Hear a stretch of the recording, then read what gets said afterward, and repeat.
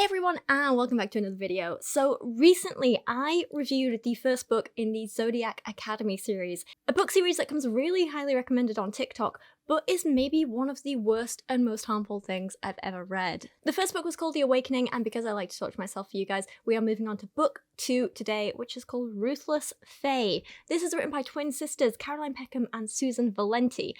Honestly, not something I would write with my sister, but you know, me and her actually have a healthy relationship, so who am I to judge? If you are liking this series, then please don't forget to leave a like, leave a comment, and subscribe to the channel because that all really helps. And if you like today's video in particular, it was edited by the wonderful Alizee. If you like this video, you will love her channel. She does kind of this, but better. So go check her out, please. I'll leave her channel linked in the video description. I am so great. I am so great. Everybody loves me. I am so great. And in exciting news, today's video is once again sponsored by a company that I love working with, and that is Bellesa. They are incredibly sex positive and promote a really healthy relationship with your sexuality, with your body, with relationships in general. They do everything that this book series doesn't. But I'll tell you a little bit about them later. Firstly though, let's give you a recap of the first book. In the very first book, twins Tori and Darcy found out that they are the secret heirs to the throne of a Fae kingdom called Solaria. They also found out that their parents were murdered long ago, possibly, potentially, most likely by the 4 families who now hold the throne in their place. They're kind of like a council, a parliament, whatever. It seems like a pretty decent system. Those 4 families have 4 heirs, all sons for some reason, I guess because misogyny, you know, who have been training and prepping their whole lives to rule this kingdom, and now these 2 girls, these 2 long-lost twins, just show up and are going to be handed everything that these guys have worked for because nepotism. Hey man, what do you do for a living? Your car's awesome. Oh my god, I know you. Yeah, Daniel Mack, you seen it? What's up, bro? I'm a chef. And yet somehow we're supposed to be on the side of the girls, and they're meant to be the heroes in this story. Make it make sense. I say girls kind of reluctantly because even though they're 18 and they're technically adults, they're written like petulant teenagers, and they're put in these situations where they're just treated like children and made to wear school uniform, and they have little school dances and they get detention, and it's weird. It's very weird. All the characters are written to be incredibly juvenile, even the ones who are like adults in positions of power. It's weird. So main plot points to quickly catch you up on. Will these girls pass this school academy thing and become queens and inherit a lot of money? Who killed their parents? Also, there's this shadow power sucking thing, which is actually a nymph, which is going around attacking people and has tried to kill the twins at least once, so that's something. They're the kind of interesting secondary elements of this book, so there are some good plot points kind of buried in there amongst 500 pages of nonsense. Sadly, the authors seem more focused on the other bits of the plot, the boring bits, like how the heirs and the teachers and basically everyone else at the school are constantly torturing and publicly humiliating these twins, but all they can ever say in response is like, oh, but I mean, they're so hot, so I guess it's kind of okay. These books absolutely romanticize bullying, abuse, public humiliation, and torture in a way that cannot be possibly healthy for anyone reading it, anyone involved writing it, or any of the fictional characters in the story. I am genuinely concerned about the authors. Either they're misogynistic men in disguise, or they're women with some serious trauma and they need a hell of a lot of therapy. They shouldn't be writing books. The abusers in this book are also the main love interests, which is gross as hell. To summarise who the main characters are, you have Tori and Darcy Vega. They are twins, they are twin princesses, whatever. They were raised in the mortal world without magic. Tori is in the firehouse, Darcy is in the air house, although they both have the power of all 4 magical elements, which is super rare and makes them super duper special. They don't know their fairy order or how to use their powers much yet. Although, as I mentioned in the last video, I'm pretty sure they're phoenixes because, you know, one specialises in fire power, one specialises in air power. They have all these hints about them rising again, and like, also their mortal parents died in a fire but they survived. Like, they're phoenixes, right? The only personality traits that make them different are Tori likes motorbikes and Darcy is clumsy. So that's something. Of the guys, we have Max Rigel, who is a siren with a mohawk, scales, blue eyes, and muscles. He is head of the Waterhouse. We have Caleb, who is blonde, has blue eyes, muscles, is head of the Earth House, a vampire, and has claimed Tori as his own personal food source without her consent. There was a lot in the last book of him just like kind of biting her without her consent, obviously, and sucking her power from her as he did. And it was, in my mind, an analogy for rape. You know, it was kind of like he was raping her every time it happened. It was pretty bad, you know, messed up, not good. You know, who'd have thought a man could make Edward Cullen look good, but Caleb manages it. I was standing right next to you, Bella. No, you were next to your car, across the lot. No, I wasn't. We have Seth, a werewolf. He is head of the Air House, he has long hair, and he coerced Darcy into a sexual relationship with him in the last book just so he could film it, cut her hair off, and then publicly humiliate her by posting that video online. I'm pretty sure that counts as rape even though there was no penetration. You know, definitely sexual assault at least. We have Darius, who is the head of the Firehouse. He is half dragon. He calls himself an apex predator. And finally, we have Orion, who is an older man, a teacher who should know better. He is also a vampire. He has claimed Darcy as his food source without her consent. They're all terrible people. Throughout the first book, they all physically, sexually, and emotionally abused Tori and Darcy, often publicly, and yet somehow they're just so hot, so it doesn't matter.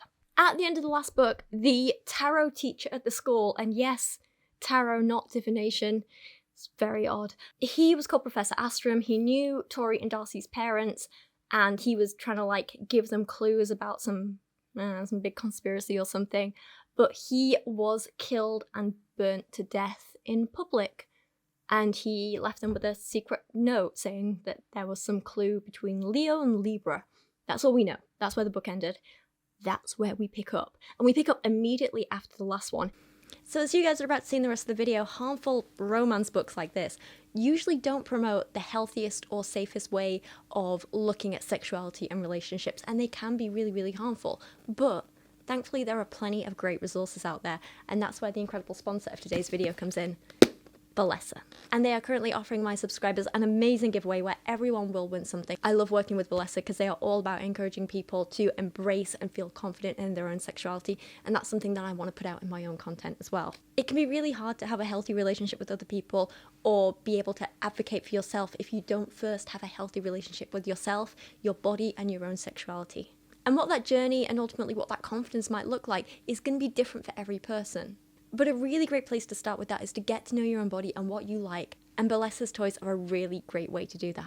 Bellesa really do have something for everyone, and one of the most accessible toys that I've seen is this little guy, the Demi Wand. She is so cute. Not only is she this gorgeous shade of yellow, and you know I'm obsessed with anything in the colour yellow, but it offers vibration, it can be used externally on absolutely any genitals, so no matter what body type you have, this can provide an amazing sensation for you. It's small, it's compact, it fits in the hand perfectly.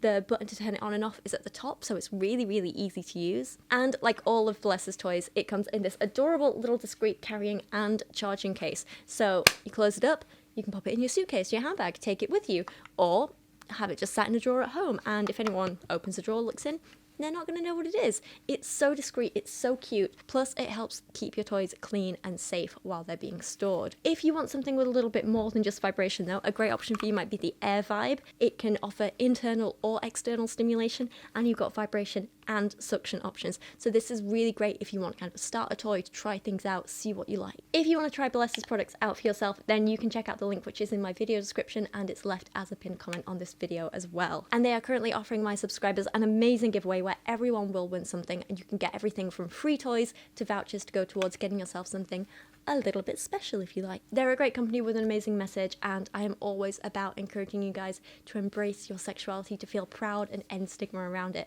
So thank you so much to Bellesa for sponsoring this video. And now let's jump back into this terrible, terrible book. I'm so sorry. Tarot teacher Professor Astrum, he is dead. Max, Caleb, and Darius just tried to drown Tori, who has a fear of water. That's attempted murder. Seth just sexually assaulted Darcy and cut off her hair. And now Caleb, Seth, and Max are about to sulk off into the woods to discuss what happened with the Vega twins. Why is that so hard to say? The other thing that's different in this book to the last one is the last one just alternated between Tori and Darcy talking. This one has some of the guys throwing their perspective in there as well, which adds absolutely nothing, and they still all have the same voice, so what is the point? Who is talking here? I don't know. One of the men. Doesn't really matter which one. They're all the same, basically. My lip curled back as my mind landed on our cardinal magic professor. No one had dared give me such a verbal warning since we'd arrived at this school, yet he just seemed fit to give us 2 weeks in detention. Who the hell did he think he was? Didn't he consider the fact that we would be his king soon? Was he really so angry with us that he'd risk incurring our wrath? Yeah, so after all that, the attempted murder, the sexual assault, the bullying, everything, all they get as punishment is 2 weeks detention. Not jail, where they belong. Also, this guy is busy being mad that people are mad at him for being a publicly abusive piece of crap. I just can't deal with these books. I really can't. Can you believe these are meant to be romance? He'll realise exactly who he's crossed once I've graduated this place. I'm more than an heir to him. I'm the most powerful vampire in Solaria, and his superior in every way once I leave this academy behind. Oh, so it's Caleb talking. There we go, we finally got there. His ego is just fully on show here. He's so full of himself, and I don't get how anyone can find this attractive. The closest we ever get to him expressing any remorse about literally trying to kill someone is, we needed to break them, it had to be done. So why does it make me feel like a piece of crap? Wow, what a good guy. Totally rooting for him. Not. And apparently he's not even the one who planned it. He just stood by and let it happen and helped get her there and watched and, you know, didn't save her life and encouraged his friends to do it. So it's not his fault. Not his fault at all. In fact, if anything, it was her own fault, really. I tried to get her to leave the dance with me before anything had happened. I'd done my best. I think that takes victim blaming a step further and makes it way, way worse. So we're told that Darius has gone missing somewhere and the other 3 guys don't know where he is, and we get some cringy zodiac astrology nonsense, which should be what this book is based around, but it's usually forgotten except in random lines like this. Darius wasn't quick to anger, but when he did lose his temper, he was always drawn to the release of transformation. His dragon form was the perfect outlet for rage, and as a Leo, his temper was fierce when it was unleashed. I know. Also, all the men in these books have really bad anger issues and anger problems, and they need a hell of a lot of therapy. Darius is probably the worst for it, and I don't think it's okay to just make excuses for that and be like, well, he's a dragon, he's a Leo, he can't help it. Yes, you can help it. Grow up. Anyway, they go off into the woods, and they go to their little secret hideaway where they can just have like a little boys club and get together and ooh, lads. 2, please.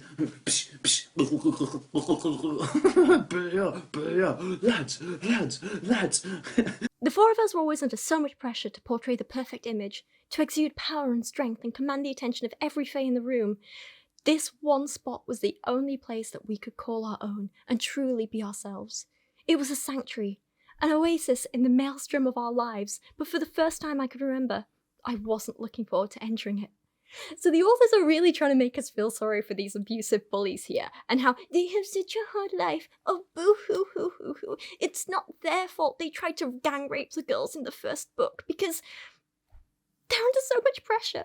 They have to look strong. I don't care. I really don't care. You're not going to make me feel sympathy for these guys. There is no excuse for the way they treated the twins in the first book, and there is no excuse for the way they go on and continue to treat the twins in this book, because it only gets worse. I don't give a damn about them, or their difficulties in the public eye. The only thing I do actually agree with them on, and this is hard for me to admit, I think they're right about something, is that, of course, I think it's fair that they're mad about 2 random girls showing up and wanting to take their future jobs despite them not having earned it. These 4 guys have literally been training their whole lives for this job, and now they're suddenly being told, oh no, sorry, these girls get it instead because of who their parents were. It's nepotism, and I'm not a fan of it. Our kingdom was being thrown into turmoil, teetering on the edge of war. The last thing we needed at this moment in time had been the royal Vega heirs turning up. And yet here they were, Two girls with the potential to unhinge everything we'd come to know and trust about the world since the Savage King had died. And yeah, this is fair. Not only are they only getting these jobs because of nepotism, but their dad was known as the Savage King. He was this crazy, powerful, but also horrible leader who just allowed people to get killed. He would torture people. He would be like, and you get to die, and you get to die, and yeah. So I get why the guys want to stay in charge, and I do believe that their families have done a better job of ruling over this entire world than the twins' parents did. But, with all the anger issues, and the violence, and the bullying, and the abuse, and the sexual assault, and I can just go on and on and on, with all of that, I still don't think these four are fit to be leaders of a country. Well, I mean, look at most of our politicians. I mean, they do the same things and they're still in charge. But they're not very good, so you can see why I have my doubts. Yesterday I went, as we all must, to Peppa Pig World. They were just a problem. Two powerful girls with no knowledge of our world and the ways of our people. They couldn't be expected to lead us. They couldn't possibly hold us together in the face of war. If they claimed their birthright, it would be disastrous for Solaria. Our parents were right to insist on us chasing them out of here. We can't let them graduate from the academy. Exactly, I'm kind of with them on this. But you know, just because I don't think the girls deserve to be leaders right now, that doesn't mean I think you do either.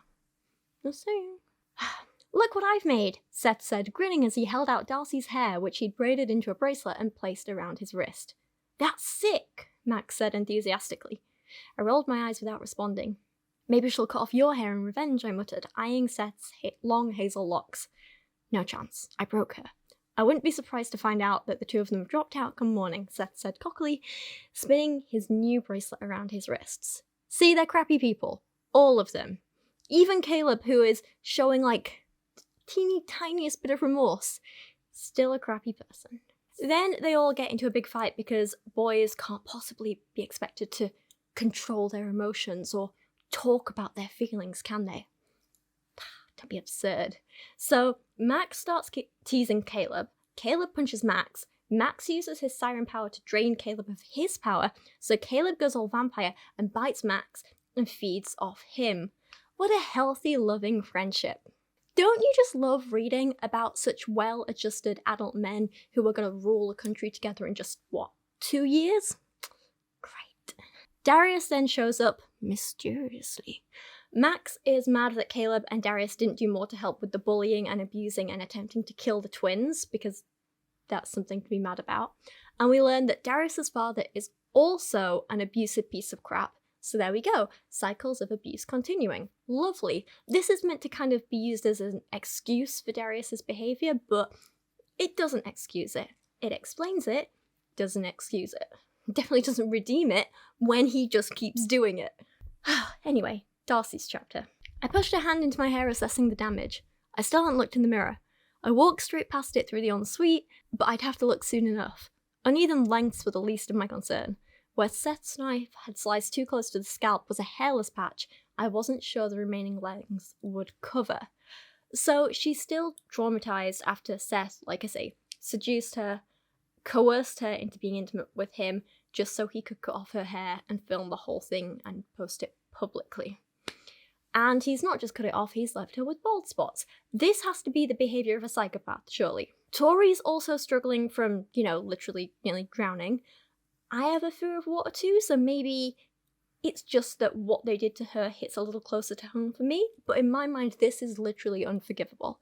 I could never be around people who even stood by and watched that happen. No. The girls are considering leaving the school when Seth starts cyberbullying them again. And yes, cyberbullying is a repeated thing in this book. We're meant to believe that these grown men in their 20s are just... This is meant to be some big political thing, right? They're like debating over who's going to become the next leader of this entire world. Like not even just a country, like a world. And they're doing it via cyberbullying on Facebook. I know, who does this? So Seth posts the video that he had his girlfriend take of him and Darcy, with the status, "Here's a play-by-play of Darcy Vega's life being destroyed." You're welcome. Let's hope she and her sister are booking a bus home this morning. But on the off chance they decide to weather out another few weeks in hell, do not assist Darcy with regrowing her hair. Anyone found to be helping her, student, faculty, or otherwise, will be moved into our firing line along with the Vega twins. And if you hadn't realised it yet, we're untouchable, so don't be our enemy. I cringed as the video Kylie had taken of me in Seth's lap began to play. Tori turned it off before I could relive my hair being cut off and my dignity being stripped away with it. Does this count as revenge porn? Because even though there was no, like, sex, or, like, penetrative sex, it still feels like revenge porn to some extent. Pretty sure this is a crime. Anyway, they come up with a plan. They're gonna go steal some gold from Mr. Dragon Man, go steal some stardust from Mr. Groomer, the abusive vampire teacher, and then go back to the real world and live as ordinary but very, very rich people. Honestly, not a bad plan. I support it. They decide to do all this while there is a school-wide assembly. Grown adults don't go to school-wide assembly. This doesn't happen. God's sake. So, Tori's chapter, like I say, she's also traumatized. I tried to shake off the feelings of dread as the memories of last night surfaced again.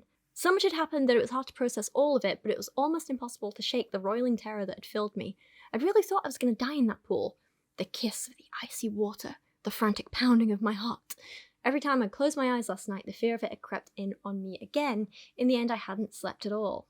The heirs had made it clear from the moment we met that they wanted us broken and they wanted us gone. I'd been a fool to think we could stand in the face of that kind of power and hatred and survive it unscathed. This was what that naive belief had gotten me. We'd been humiliated, belittled, abused, and beaten, but not broken. We were made of stronger stuff than that. Yeah, but not for lack of trying on the guy's part, is it? I do like that the authors are calling this what it is, though. Abuse, because it is. It's absolutely abuse. I just hate that they're still marketing this as romance with the abusers, who are literally now labelled as abusers, as being seen as desirable romantic love interests. It's sickening, and I know people are like, oh, it's just fiction, but I'm sorry, but when you're casting an abuser as a romantic lead who is meant to get together with your main character at the end of the series, and you're labelling him as an abuser, and repeatedly saying that this abuse is okay because he's hot, that is dangerous, you know? Anyway, Tori's on her way to steal some gold from Darius, and she's feeling good about it because, if you remember in the first book, she's not like the other girls. She's a criminal. Instead of striving to be something new, someone more, I was going to embrace who I already was, and that was a damn good thief. Inspiring. She gets to Darius's room, and she says, I hope all that power makes them miserable. But if I wanted that to be true, we needed money, and who better to take it from than the king of dark and dangerous himself? And then she uses hairpins to break into his room, and this confuses me. It's like a magic school. He is the heir to the throne of this entire world. He's a pretty damn important figure. Why doesn't he have more locks on his room than just a little that can be opened with a set of hairpins, you know? Why not some magical security? Why not some security guards? Why not, like, 17 locks on the door? It's a bit convenient, isn't it? That bumhole had tried to break me, but he'd failed. A broken girl would have turned and run for the hills with nothing and no one, but here I was, standing on the threshold of the dragon's lair, about to steal his treasure. I may have been no match for his magic, but my balls were as big as his any day of the week. I can't be the only one who finds this more cringy than empowering, right? So while snooping around his room, she finds a bunch of fan mail that Darius has got, including one which reads, I find myself thinking of you in the dark, my body aching for the touch of your flesh against mine. The power you command and the strength of your nature, combined with your chiseled features and temptation-worthy body, have spurred me on to contact you this way. I know that you are duty-bound to keep your bloodline pure with marriage, but if you ever had need of a body to take pleasure in, then I would offer mine without question, any time you wished for it. Disgusting! These authors really don't know how to write a woman with self-respect. But other than this, she is shocked to find that other than receiving fan mail, he actually does real work, like proper politics, helping people, dealing with disputes, you know, all the stuff that she is not qualified to do and wouldn't have a clue how to do, but still people want her to do anyway. Madness. So she steals a bunch of his gold, and then she decides to magically trash his room while she's there, because why not? And she starts melting all his gold and ruining his stuff and setting things on fire, which is a totally normal and healthy reaction to... Like, actually, you know what? I don't blame her for doing this. I really don't. After everything he's put him through. Yeah, fine, do it. You burn his room. In amongst all the fire and the melting gold and everything, she finds this like magical dagger and figures she might as well steal that too. The dagger comes up a few more times in this book, but it's never explained what it is, and it doesn't have any part to play yet, so they're just setting something up for like 7 books down the line, I think. I swear, the 9 main books in this series could have just been like two books in terms of everything that actually happens. And then there's like 7 spin-offs that just didn't need to exist at all.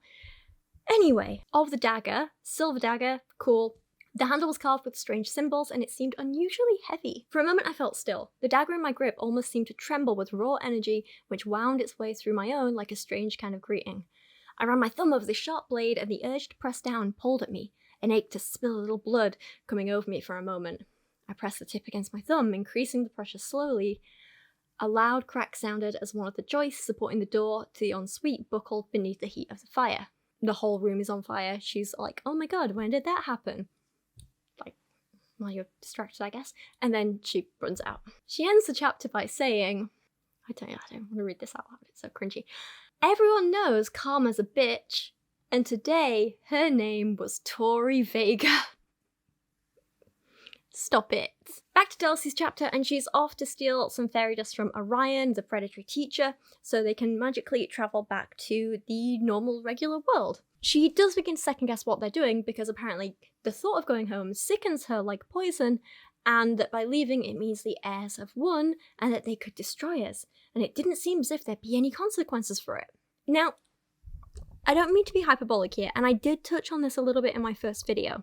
I know this is just a fantasy book, this is just a fiction book, but the fact is we do learn about our own lives from fiction. We do shape our own experiences based on what we read in fiction. We do allow our understanding of fictional characters and fictional situations to influence our real lives, whether we're aware of that or not. It can absolutely be happening on a subconscious level. And I can't help but find that this message here of leaving your abuser means you're giving up, it means you're weak, it means you're letting them win, you might as well stay because they're not going to be punished anyway. It is very, very dangerous for victims of abuse in the real world. And, you know, as a survivor myself, who did at times go through stages of like, well, I can't just give up. I've already put so much time and effort into this relationship, surely I can fix him if I just stay a little longer. I feel like if I'd read this nonsense while I was going through that, or even before I went through that, it would have been so dangerous for me.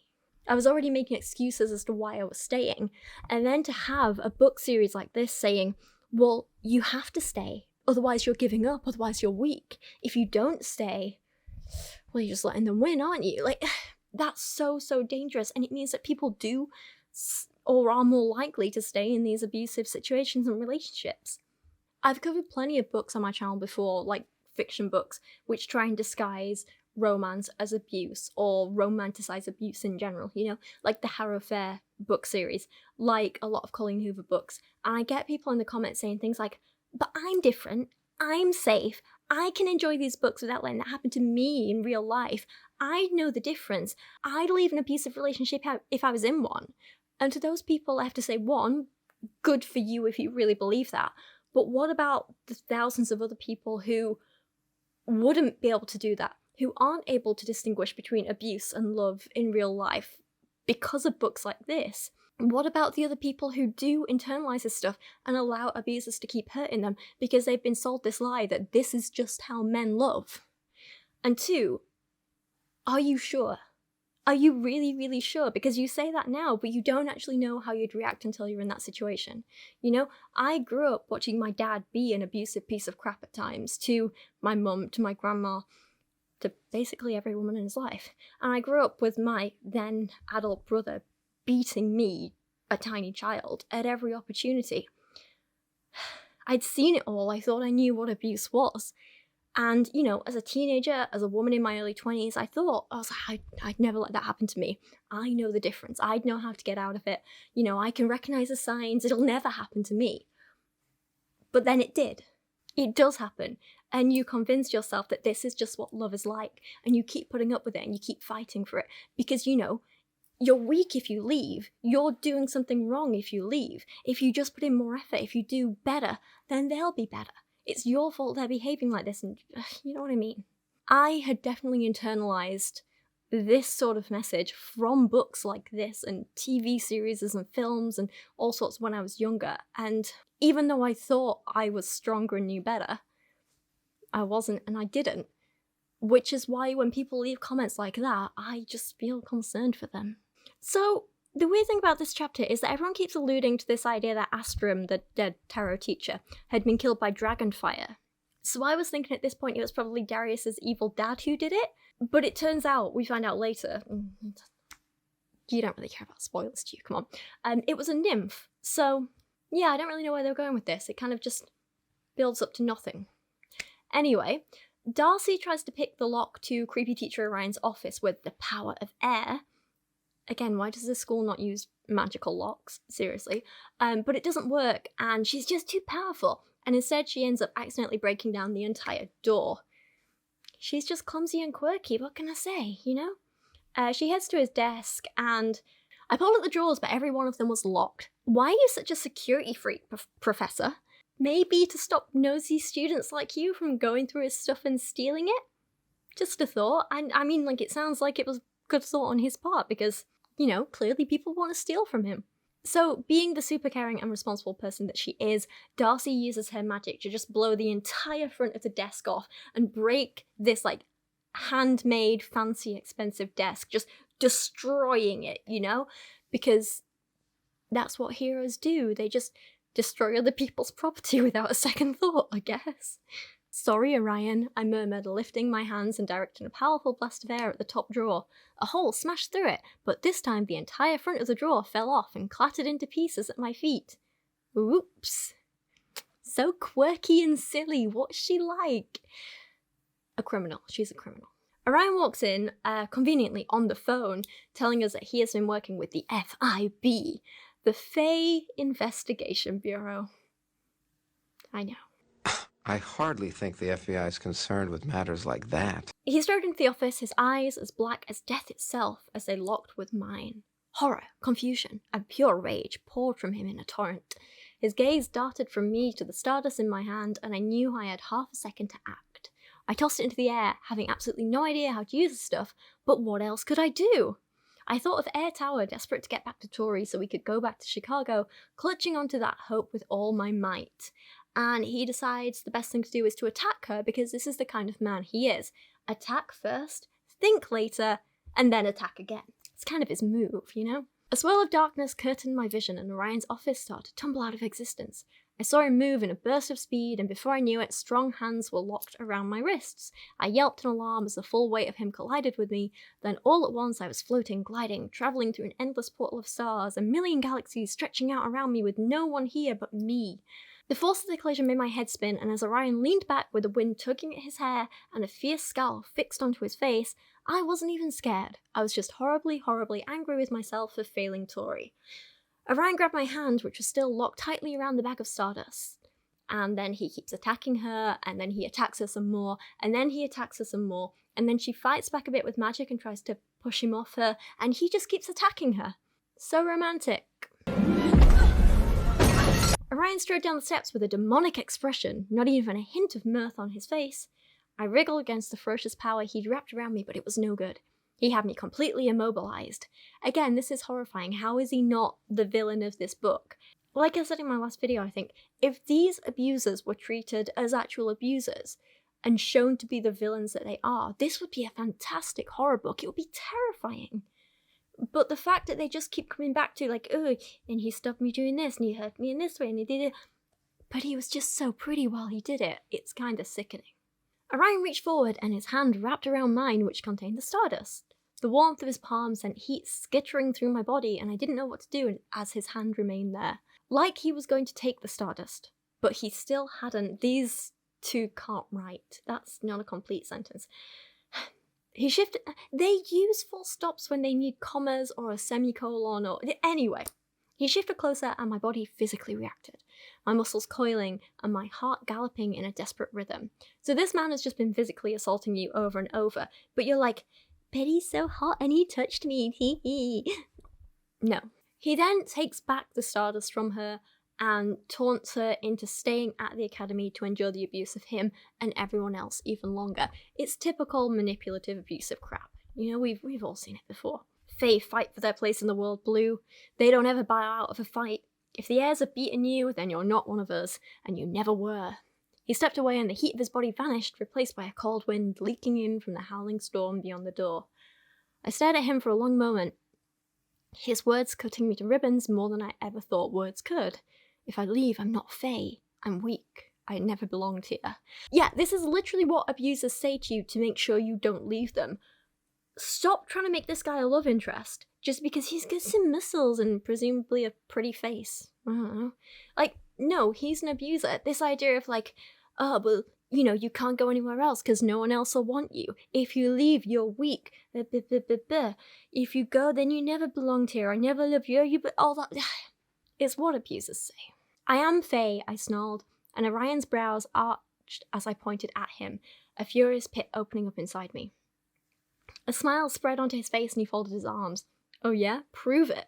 I'm not going to be beaten. I'm not going to bow out. I can't. It's not in my nature, damn it. So the manipulation worked, clearly. Boo. And again, this is so dangerous to be saying in a book that is being sold to young women and girls. You know, this idea that, you know, if you leave your abuser, that means you're weak, you're beaten, you're just bowing out. It's in your nature to stay and endure the abuse. It's dangerous. I don't know how many times I have to say it. She tells Tori that she wants to stay, and we get this weird interaction where heat rolled up my spine and I almost said, Orion's gotten under my skin and he knows how to pull my strings to get crazy reactions. But instead I diverted to, Orion caught me. Well, he took the Stardust back, obviously. And then he just made me realise that we were running away, and we don't run away. We never have from anything. And no matter what the heirs have done, I don't want them to beat us. Not like this, at least. Not without a fight. She chewed on her lower lip, glancing down at all the sparkling gold on the bed. You're right, Darcy. It felt so good getting back at Darius. But what? I asked, sensing something was wrong. Well, I kind of set his whole room on fire. A laugh ripped from her throat and infected me too. We started giggling like kids, because we are kids. Like our whole world hadn't been torn out from us just hours ago, and I didn't ever want the feeling to stop. Tori noticed me touching my hair and her eyes darkened. We're gonna get them back for what they did. The strength in her voice brought a smile to my lips, but we're not trained well enough to face them with magic yet, so we'll have to be clever about it. I like the sound of that, I said, a spark of excitement and a little fear igniting in my chest. How are we gonna get at them? Tori gave me a conspiratory look. We'll have to work out their weaknesses. We'll take every opportunity we get to mess with them. So the abused become the abusers and the cycle continues. I don't know. On the one hand, I'm all for getting revenge on their abusers in some circumstances, but we also have to be careful to not just promote, yay, everyone be awful to everyone. Yay, violence. Then Darcy gets another strange message on her. They have these like tablet iPad things that they call atlases in this world. It's just a tablet. She gets a random message from someone called Lance. And I was like, my original list, I was like, please tell me this isn't a King Arthur reference because I cannot right now. Lance tells her to go get a book called Earth, The Power of Growth from the library. Turns out Lance is just Orion's first name, or as he describes himself, I think you know me better as the bourbon-drinking professor with a permanent scowl stamped on his face and a general air of failed dreams about him. Check out the book, Blue. You'll find it educational. P.S. Delete these messages immediately. So we have a teacher sending secret private messages to a student and asking her to cover his tracks by deleting them. This is literally a tactic of groomers, especially predatory teachers. I know because a certain one used to say the same things to me. Can we stop trying to make grooming romantic now? Who do these twins think they are? Colleen Hoover? Marlene King? Stop it. Back to Tori, and she tries to cross campus but gets a whole bunch of abuse shouted at her from other students. Why does everyone in this book behave like a mean child? How are these adults? Makes no sense. Back at the fire building, people have discovered that Darius's room is on fire. I don't understand how it didn't spread to the rest of the building, but fantasy logic, I guess. Also, this is the firehouse, the fire building, whatever you want to call it. Everyone living in there has firepower, and a lot of them are only just learning to control it. Do you really want me to believe that they haven't fireproofed this entire building, and that it's just that easy for everything to just go up in flames? Come on. One of the other girls who bullied her, who is Darius's ex-girlfriend, her name is Marguerite, and she's like, Tori, you have water powers, help him put out the fire. And Tori's like, no. Which I kind of don't blame her for, you know? Fine. If someone was to try and kill me, I don't think I'd help put out a fire in their bedroom either. Just saying. Then there's a bunch of misogynistic insults thrown around, people call each other bitch, people start snarling at each other. Basically all the women seem to hate each other in this book. A lot of misogyny from the authors. Help him, you bitch! Your house captain needs your help, she snarled. Darius was in the centre of the blackened space, panting heavily as he looked around the remains of his bedroom. He'd managed to douse the flames, but now everything was soaked wet as well as burnt to a crisp. His jeans were singed and his shirt burned almost entirely off his body to reveal tattoos which marked his flesh and soot lined his face. I noticed a dark red symbol raised on his forearm, which I recognised as the sign for Libra, and wondered why he had someone else's star sign on his body. And I wondered for a moment why anyone cares. Finally, some teachers show up to help, which may be the biggest shock of this series so far. Teachers doing their job. Madness. Darius's anger issues come out again, and he turns into a dragon again because he can't control himself again. And Tori is like, oh my god, if he ever finds out it was me, he'll kill me. Again, this is terrifying.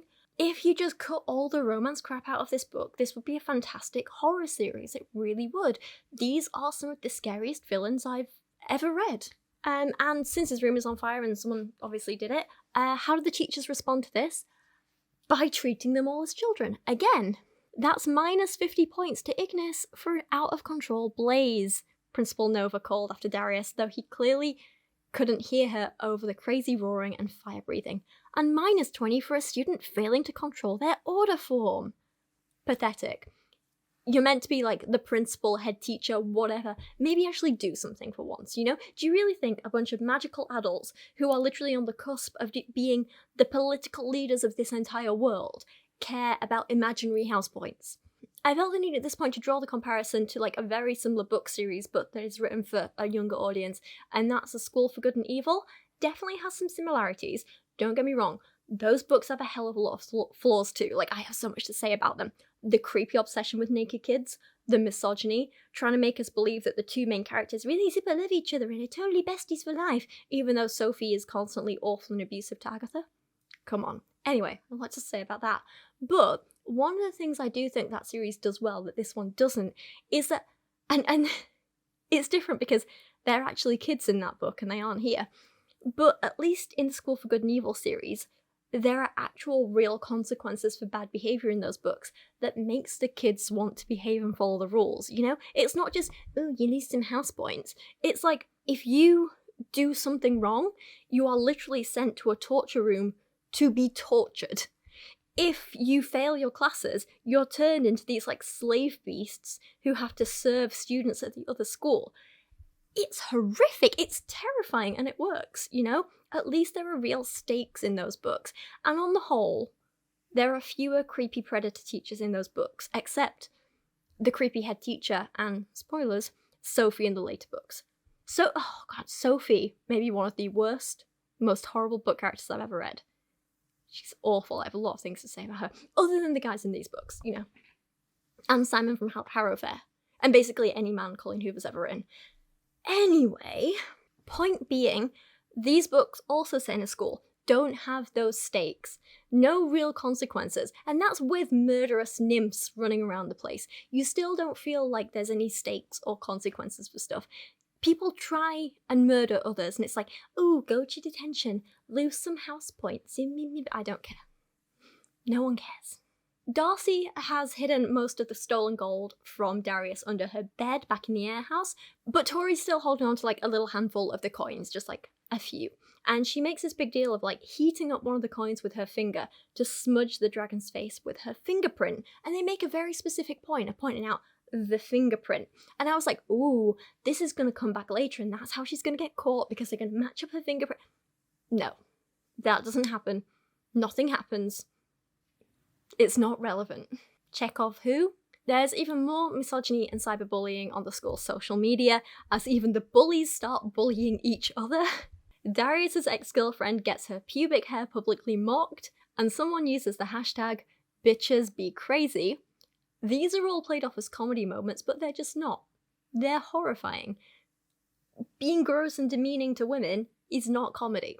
Then Caleb shows up at Tori's door, and when she tries to shut him out, he forces his way in. Again, terrifying.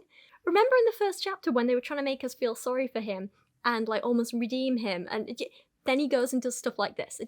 He doesn't respect boundaries. He doesn't understand what consent is. He's terrible. "Hey, sweetheart," he said as I full on glared at him.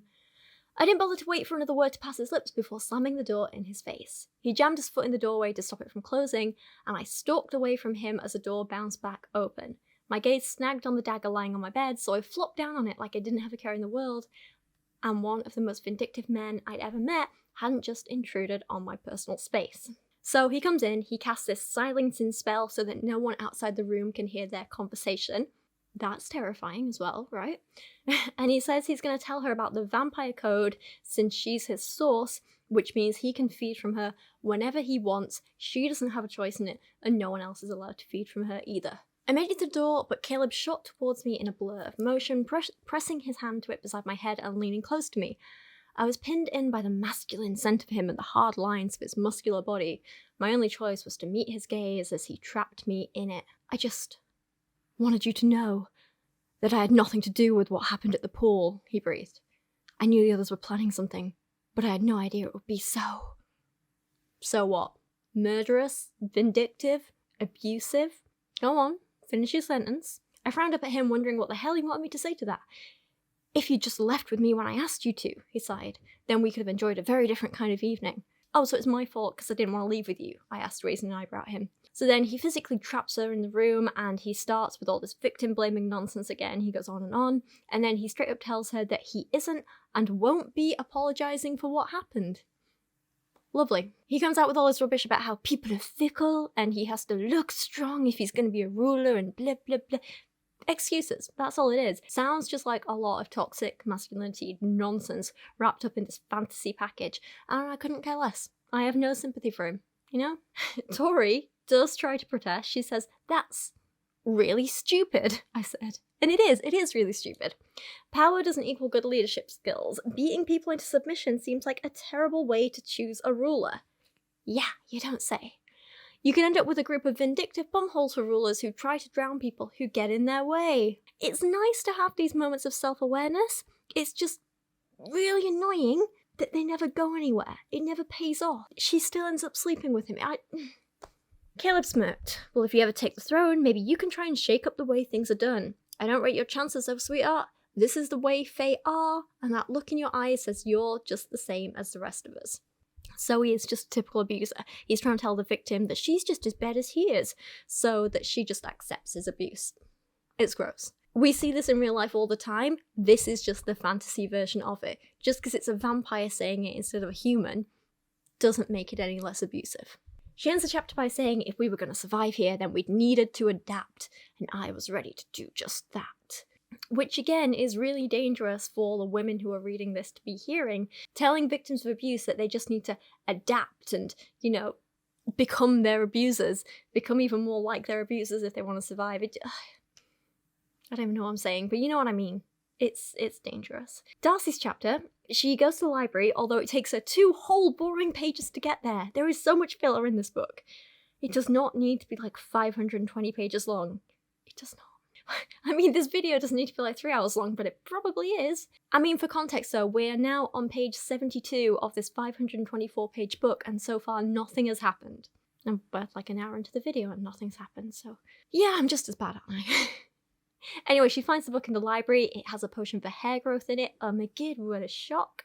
I guess it's nice of Orion to point this out to her, but again, and I had these thoughts at the end of the last book too, It would have been way more empowering if she'd been able to find this for herself. Like, show a little bit of initiative, you know? She could have thought, oh, this is a magic world, maybe I can regrow my hair myself. And then she goes to the library herself, she does her research, she finds a book, she finds a potion. You know, she doesn't need some white knight called Lance swooping in to save her and her precious hair, does she? She also sees this book next to it for summoning things, including fleas. And I'll be honest, the idea of giving the werewolf who assaulted you fleas, yeah, that's pretty funny, and I'm with her on this. I'll give her and the authors that. I approve. She does some more reading, and she is shocked to find out that, and this is a big thing, okay, you might not believe this, but it turns out magic is actually useful. Like, it can do stuff. No way! Who'd have thought? You know, if she'd actually bothered to pay attention in her lessons for the first 2 weeks, instead of flirting with bullies, maybe she'd have known this before, but here we are. At least she knows now. I started reading through more and more pages, fascinated by all the crazy things summoning magic could do. It completely boggled my mind to think I might be capable of such a thing one day. Really? I mean, yeah, education's important. Who knew? So she leaves the library, bumps into Tori and their other friends Sophia and Diego. And Sophia and Diego, if you saw the first video, you might know are like two of the only nice people in this book. They're just sweet. You know, all good, all good. Caleb comes up and starts bullying them all because he's a child. God's sake. Do you smell that, guys? He sniffed the air and my skull grew. Smells like a bunch of odorless fae pretending they deserve a place in a prestigious academy.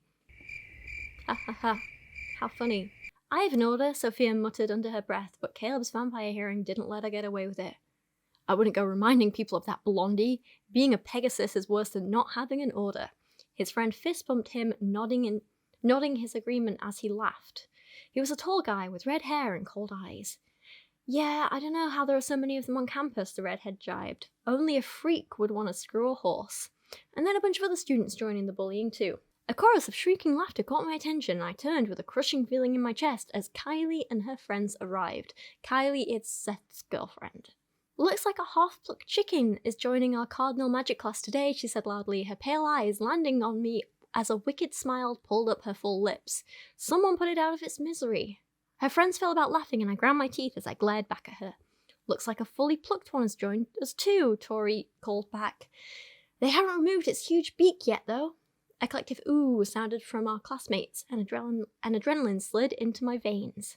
Hi, what can I get you? 100 beaks. Excuse me? I would like 100 beaks sandwich, please. 100 what? Beaks. Beaks? Yes, on hearty Italian bread, please. I'm not sure we do beaks as a sandwich filling. That's strange. I thought your slogan was Subway, eat beaks. Adults just don't behave like this. Like, they're acting like a bunch of stupid children. It's really, really annoying.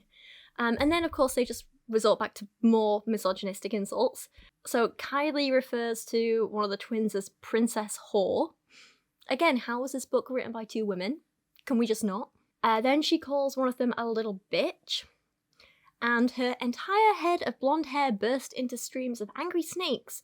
Her skin shifted to a pale green colour and her teeth sharpened to points. I lurched back in surprise as the black and green vipers hissed at us, spitting venom. An order rang in my head that Orion had mentioned to us. Medusa. Okay, but can we talk for a moment about how Medusa was a person? Again, I brought this up in the last book. They named these orders after individual characters instead of the creatures they actually are. Medusa was a person. She was a Gorgon.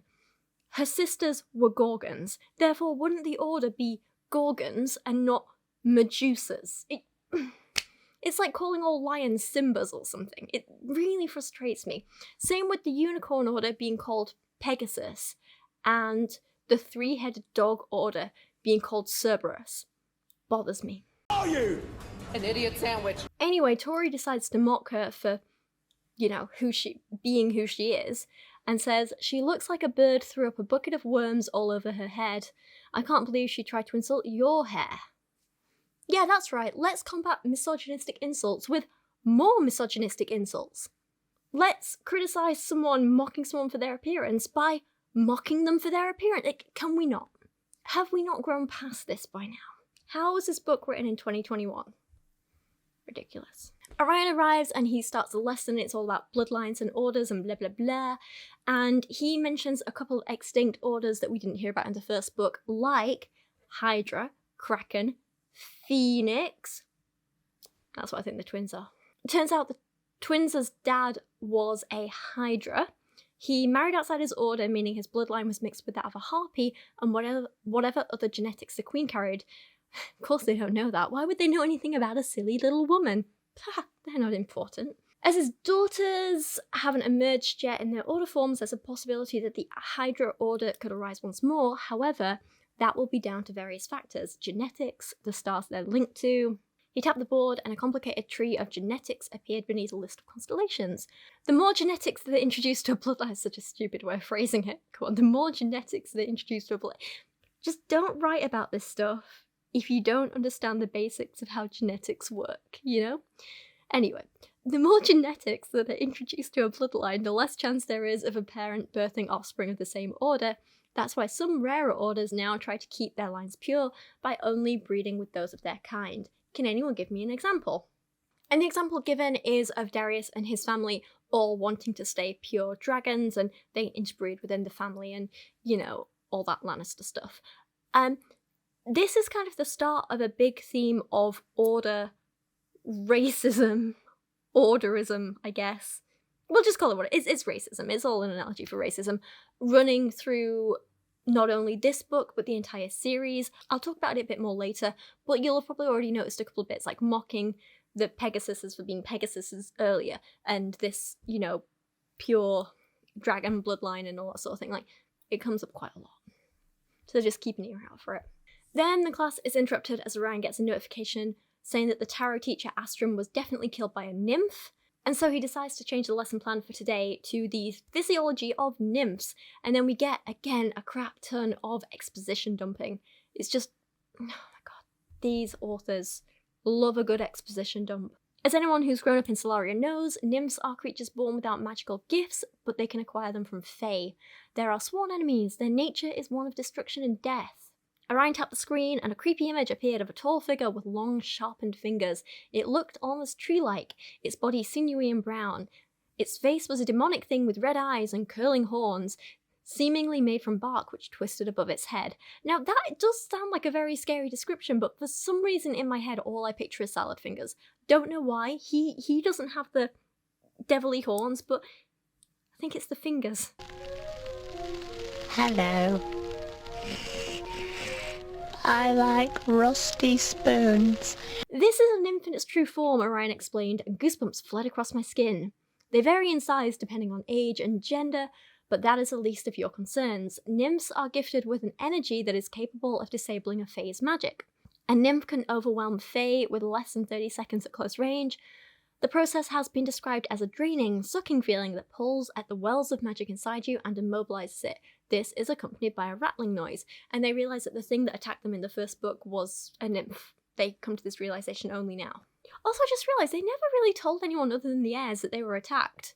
Like, you'd have thought they'd have gone to the police or a teacher or someone who could help. I don't know why they didn't. They're idiots. They're absolute idiots. Anyway, Orion's advice is if you see a nymph, you just run. That is it. Useful, I guess. Thanks.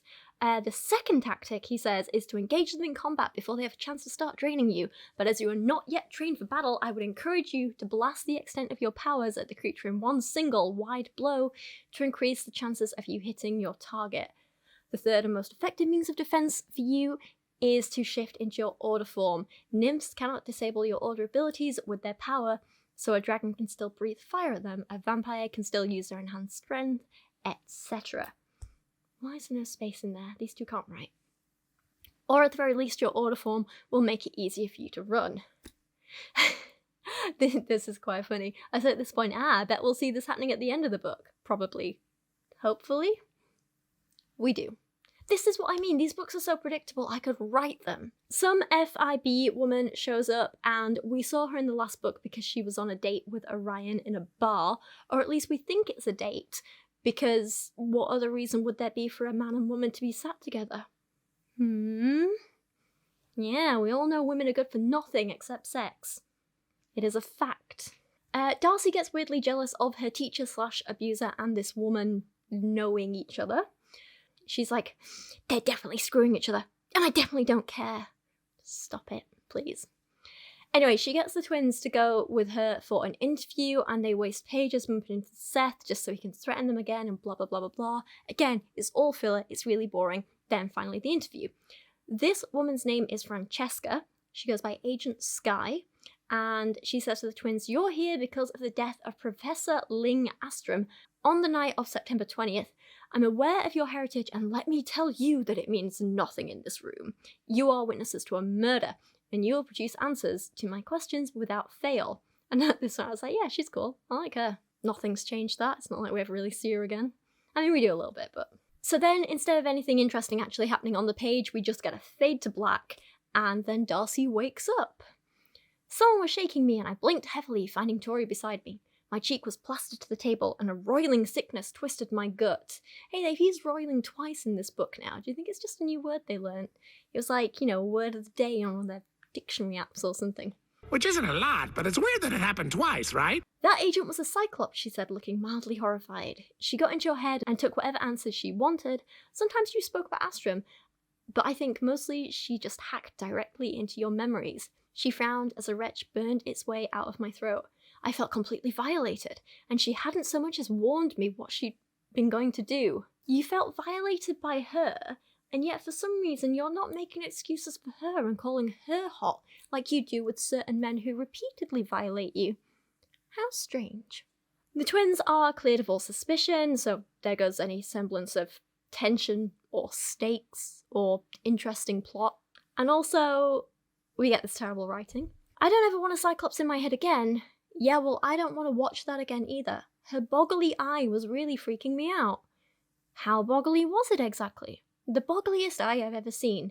She looked like Mike Wazowski from Monsters, Inc. I fell into fits of giggles and Tori burst out laughing too. That's something, okay. You know, in some ways, reading this book series is kind of like what it's like to be in an abusive relationship, you know? They give you these little nuggets of interesting plot here and there that keep you hooked, they keep you coming back. The books are super easy to read, which lull you into this false sense of security. But at the same time, all the characters are so vile and abusive, and the overall message of the book, the plot, the interactions, the speech, it's all sending a really harmful, terrible message. And like 75% of the book is a complete waste of time. But you just keep reading, just in case you get one of those little interesting nuggets of plot once every 50 pages or so, you know? I feel like I'm being messed around, like I'm being hooked in and then thrown against a wall and hooked in and thrown against a wall. It sucks. I hate this book series. Randomly then, a Darius chapter is thrown in. This is an unwelcome surprise. In my original notes, I said, let me guess. He's brooding about his poor room and his stupid dad and how he still has to work with this stupid vampire. Grumble, grumble, grumble. Yeah, I wasn't far off, to be honest. He's a dragon. He goes to meet Orion. He's human again and naked. And I snorted a humorless laugh as I started dressing myself. I was still pretty pissed at him over the whole detention thing, but I decided to let it drop. We both knew no grudge between us would last, and I didn't want to get into it with him. And he says that he's late for meeting Orion because he was too busy stalking one of the twins. We find out that together they are going to a meeting at Darius's family home. Darius also has a little brother called Xavier, who something weird is going on with. He then grumbles about his room burning down, because of course he does. And he says, the unexpected visit to my family's manor wasn't something I was looking forward to, but I didn't have much choice. He needs to go because he needs to replenish his gold supply to keep his powers topped up. And the only place for me to get enough replacement gold quickly was the family vault, which meant an impromptu trip home. Well, I don't exactly relish trips back here either, but here we are, Lance said dryly. Perhaps you can see Xavier while you're home anyway. At the mention of my brother, I perked up a little. He hadn't spoken to me in nearly 2 weeks, my messages had gone unanswered, and my parents had refused to hand the phone to him when I spoke with them. Darius then spends a few pages worrying about his father, who is also clearly an abusive pig and has anger issues like every other man in this book. Then there's a reference to a brand on Orion's arm, which they say links us together. So the big raised tattoo that we saw in Darius earlier, Orion Lance has one as well, and they're each of the star signs, and it links them. That's all we know for now. Can't find out a bit more in a bit, don't worry. And we also find out that they were childhood friends. It sucked that we couldn't spend as much time together openly as we used to growing up, but since I'd arrived at Zodiac, we'd had to downplay our friendship for more reasons than one. The amount of secret meetings we had together would likely make people believe we were having an affair if they ever caught wind of it. Bit weird to joke about that with someone who's your teacher, but okay. Darius says that he knows the dagger that Tori stole is missing, but obviously they don't know that she's the one who stole it, and they call it the Draining Dagger. Fun. He says if someone's broken into my room and found that dagger, then we could end up in serious trouble. But whoever it was clearly hasn't handed it over to the FIB or any of the professors. I'd already be in a jail cell if that was the case. So they either took it to blackmail me or use it themselves. Either way, we need to get it back. See, this is what I mean, a little nugget of plot.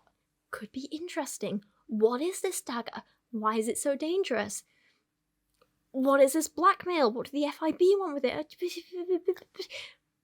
I don't know, we don't get any answers in this book. Do you think these authors know how to pace a story properly? Of course they don't. They also talk about the bond between Darius and Orion. Again, a little exposition dump. His job was to protect me from any possible threats, and Father seemed to think he'd have trouble doing that if we weren't within at least a mile of each other at all times. Not that we stuck to that rule when he wasn't around to check up on us, but the damn bond certainly wanted us to. I'd once gone to northern Terrania for a long weekend with a girl I'd been seeing at the time, and had spent the whole vacation pining for him because of the distance between us. I'd ended up flying back to him in my dragon form in the middle of the third night, leaving the girl there and effectively ending that relationship. I'd found him blind drunk in his apartment after he'd tried to drink away his longing for me, and I ended up staying there for 2 nights in his bed. The damn bond was twisted and humiliating sometimes. Thankfully, we'd managed to resist the temptation to spoon each other, and we hadn't spoken about it since. We hadn't risked going too far from each other after that, though, either. So that's certainly something.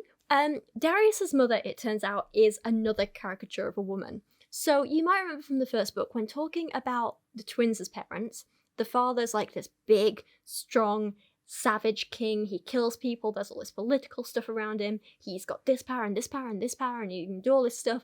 And then the mother's just beautiful. The same thing happens with Darius's parents.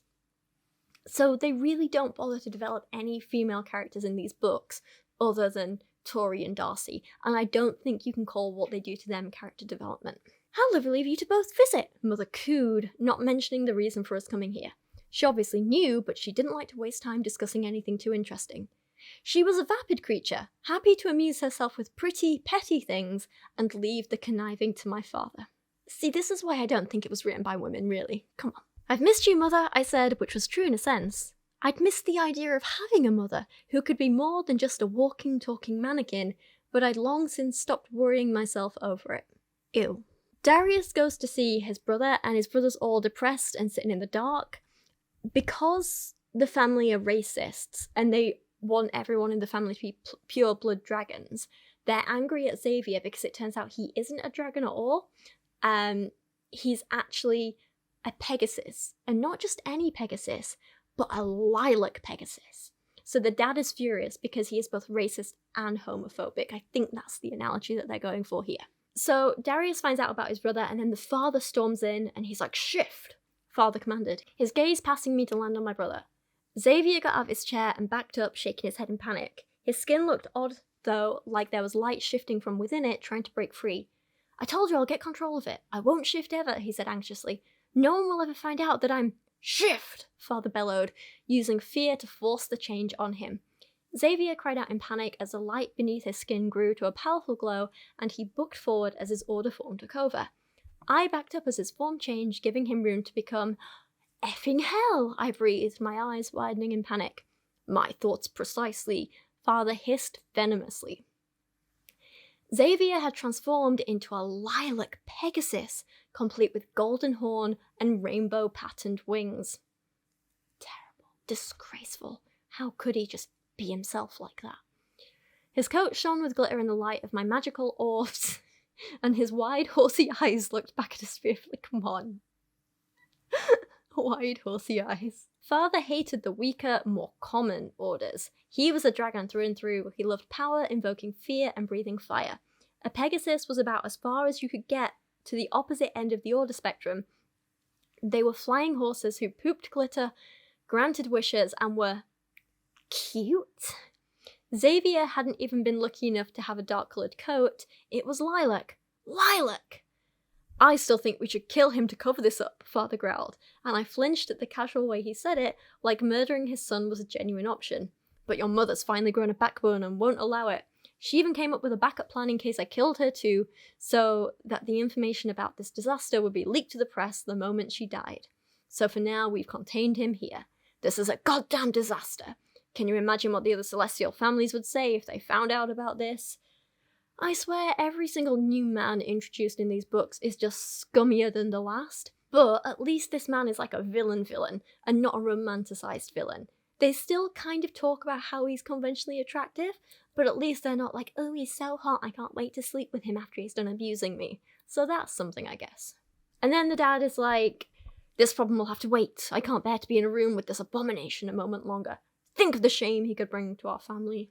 And then Darius is like, it's okay, we can hide it, we can hide it. And it's gross. And then the dad starts beating up Darius for being sad that his room burnt down. And he blames him, and yeah, just a lot of violence. And I did kind of feel bad for Darius at this point, but again, while it explains why he himself goes on to be abusive to others, it doesn't excuse it. It doesn't excuse how he's been treating the twins and everyone around him. Just because he's abused at home, that doesn't mean he can go out and abuse other people in the world. That's just not how things work. That's not fair. Lance then runs in and joins the fight. The dad storms off. Lance heals Darius and has taken a bit of a beating himself. And this is all going on for far too long, and I kind of just don't care. Don't care. We then cut back to Tori's chapter, and she's understandably afraid to go in the water in her water magic class, but then she goes in anyway, because why bother making your characters actually struggle with anything and work to overcome them when you can just fix it all on a page? Yeah, her fear of water never comes up again to the best of my knowledge. Yeah, never mentioned again. Max, the one who tried to drown them, he mocks them because he's a douchebag. The teacher is a creep again, and he starts calling them lovely ladies and being gross, saying things like, Washer strode towards us in a pair of green Speedos so tight that I could see every detail of his anatomy, clearer than I could have if he'd been nude. 10 points to Ignis for being willing to get wet with me after your little incident the other night, Miss Vega. Washer purred, throwing me a wink. Darius and Max then start bullying them again by making the water freeze around the twins as like a threat to them. Like, see, you can't try and give Darius a sympathetic backstory and be like, oh, see, look at all the stuff he has to go through, poor him, and then have him do this just like 3 pages later. It's ridiculous. He's still awful. He's still an abusive bully. I don't like him. Then we get a scene with Geraldine, who is one of the twins' big fangirls. She runs a club called the Almighty Sovereign Society, or ASS, because the authors think that's funny, apparently. And her and another random girl are like, look at us, look at our order, and then they just strip naked in public because why not? Angelica smiled and I gasped as her teeth lengthened and sharpened. She dropped her bathing suit at her feet and lunged forward, transforming into a glimmering red dragon before releasing a roar which made the water shudder around my feet. She was much smaller than Darius's dragon form and about the size of a large horse, but the delicate beauty of her reptilian body still took my breath away. It will be my unwavering pleasure to guard you in my order form for this lesson, Majesties. Geraldine bowed to us, pointing her bare bum at the airs before the transformation ripped through her body. I lurched back a step as her body expanded, and 2 more heads grew from her shoulders, complete with shining white fangs, which no doubt held that poison she'd mentioned. Holy crap on a cornflake. The 3-headed dog, which was Geraldine, was almost as big as a goddamn elephant, and I craned my head back up to look at her in astonishment. So she is a Cerberus, not a 3-headed dog, a Cerberus. Just like What's-Her-Face isn't a Gorgon, she's a Medusa. This book's so stupid. Also, please never make me say the phrase, holy crap on a cornflake ever again. Please. Then nothing happens for the rest of the class, so it just cuts to the middle of the night where Tori is woken up by someone singing, and I was like, oh, cool, it's a siren or something, right? But Tori's brain doesn't go there because she's an actual idiot who doesn't know anything. I lay back down again, closing my eyes with every intention to go back to sleep, but before I knew it, I found myself on my feet. I walked through the door and paused with my fingertips on the handle. What's going on? Why am I trying to head outside in the middle of the night? The song wound around me again, my heartbeat seeming to find a rhythm with it.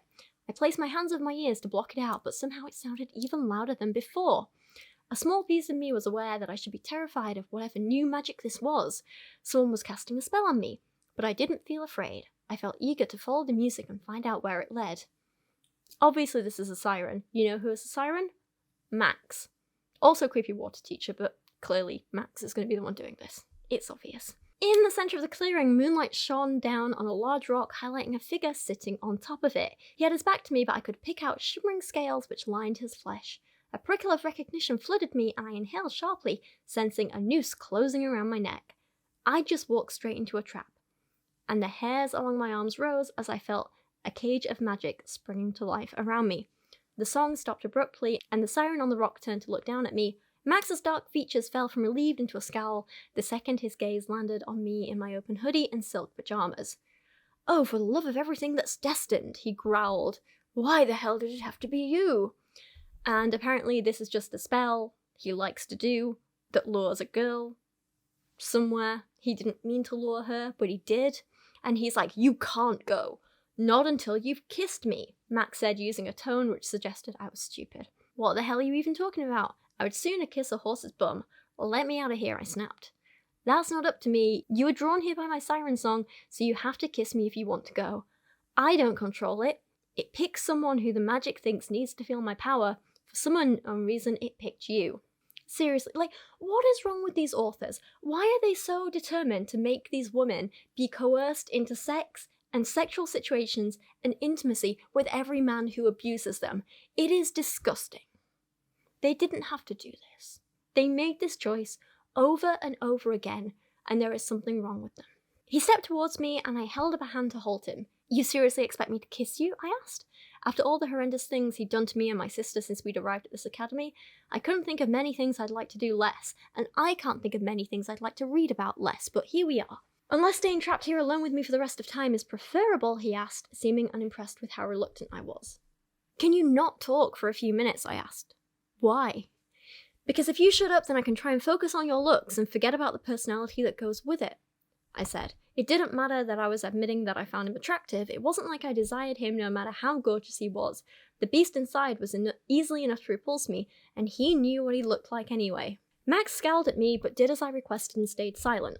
My gaze swept over his handsome features, strong brow and deep eyes. He was captivating and all masculine. The scent of the sea washed towards me from his skin, and his scales hugged every contour of his toned abdomen. Whenever people use the word abdomen, I just think of insects, and now I'm just thinking of him as this giant scaled insect. Anyway, yeah, if I could forget the bumhole that lived within his flesh, then I could summon up the motivation to kiss him without puking. This book is the worst. The power of the siren song drew me closer, and instead of wanting to pull back, I found myself leaning in. What a shock. Who saw this coming? Max's mouth moved against mine slowly, and I gasped as I felt a shiver of lust trickling beneath my skin, which didn't feel like my own.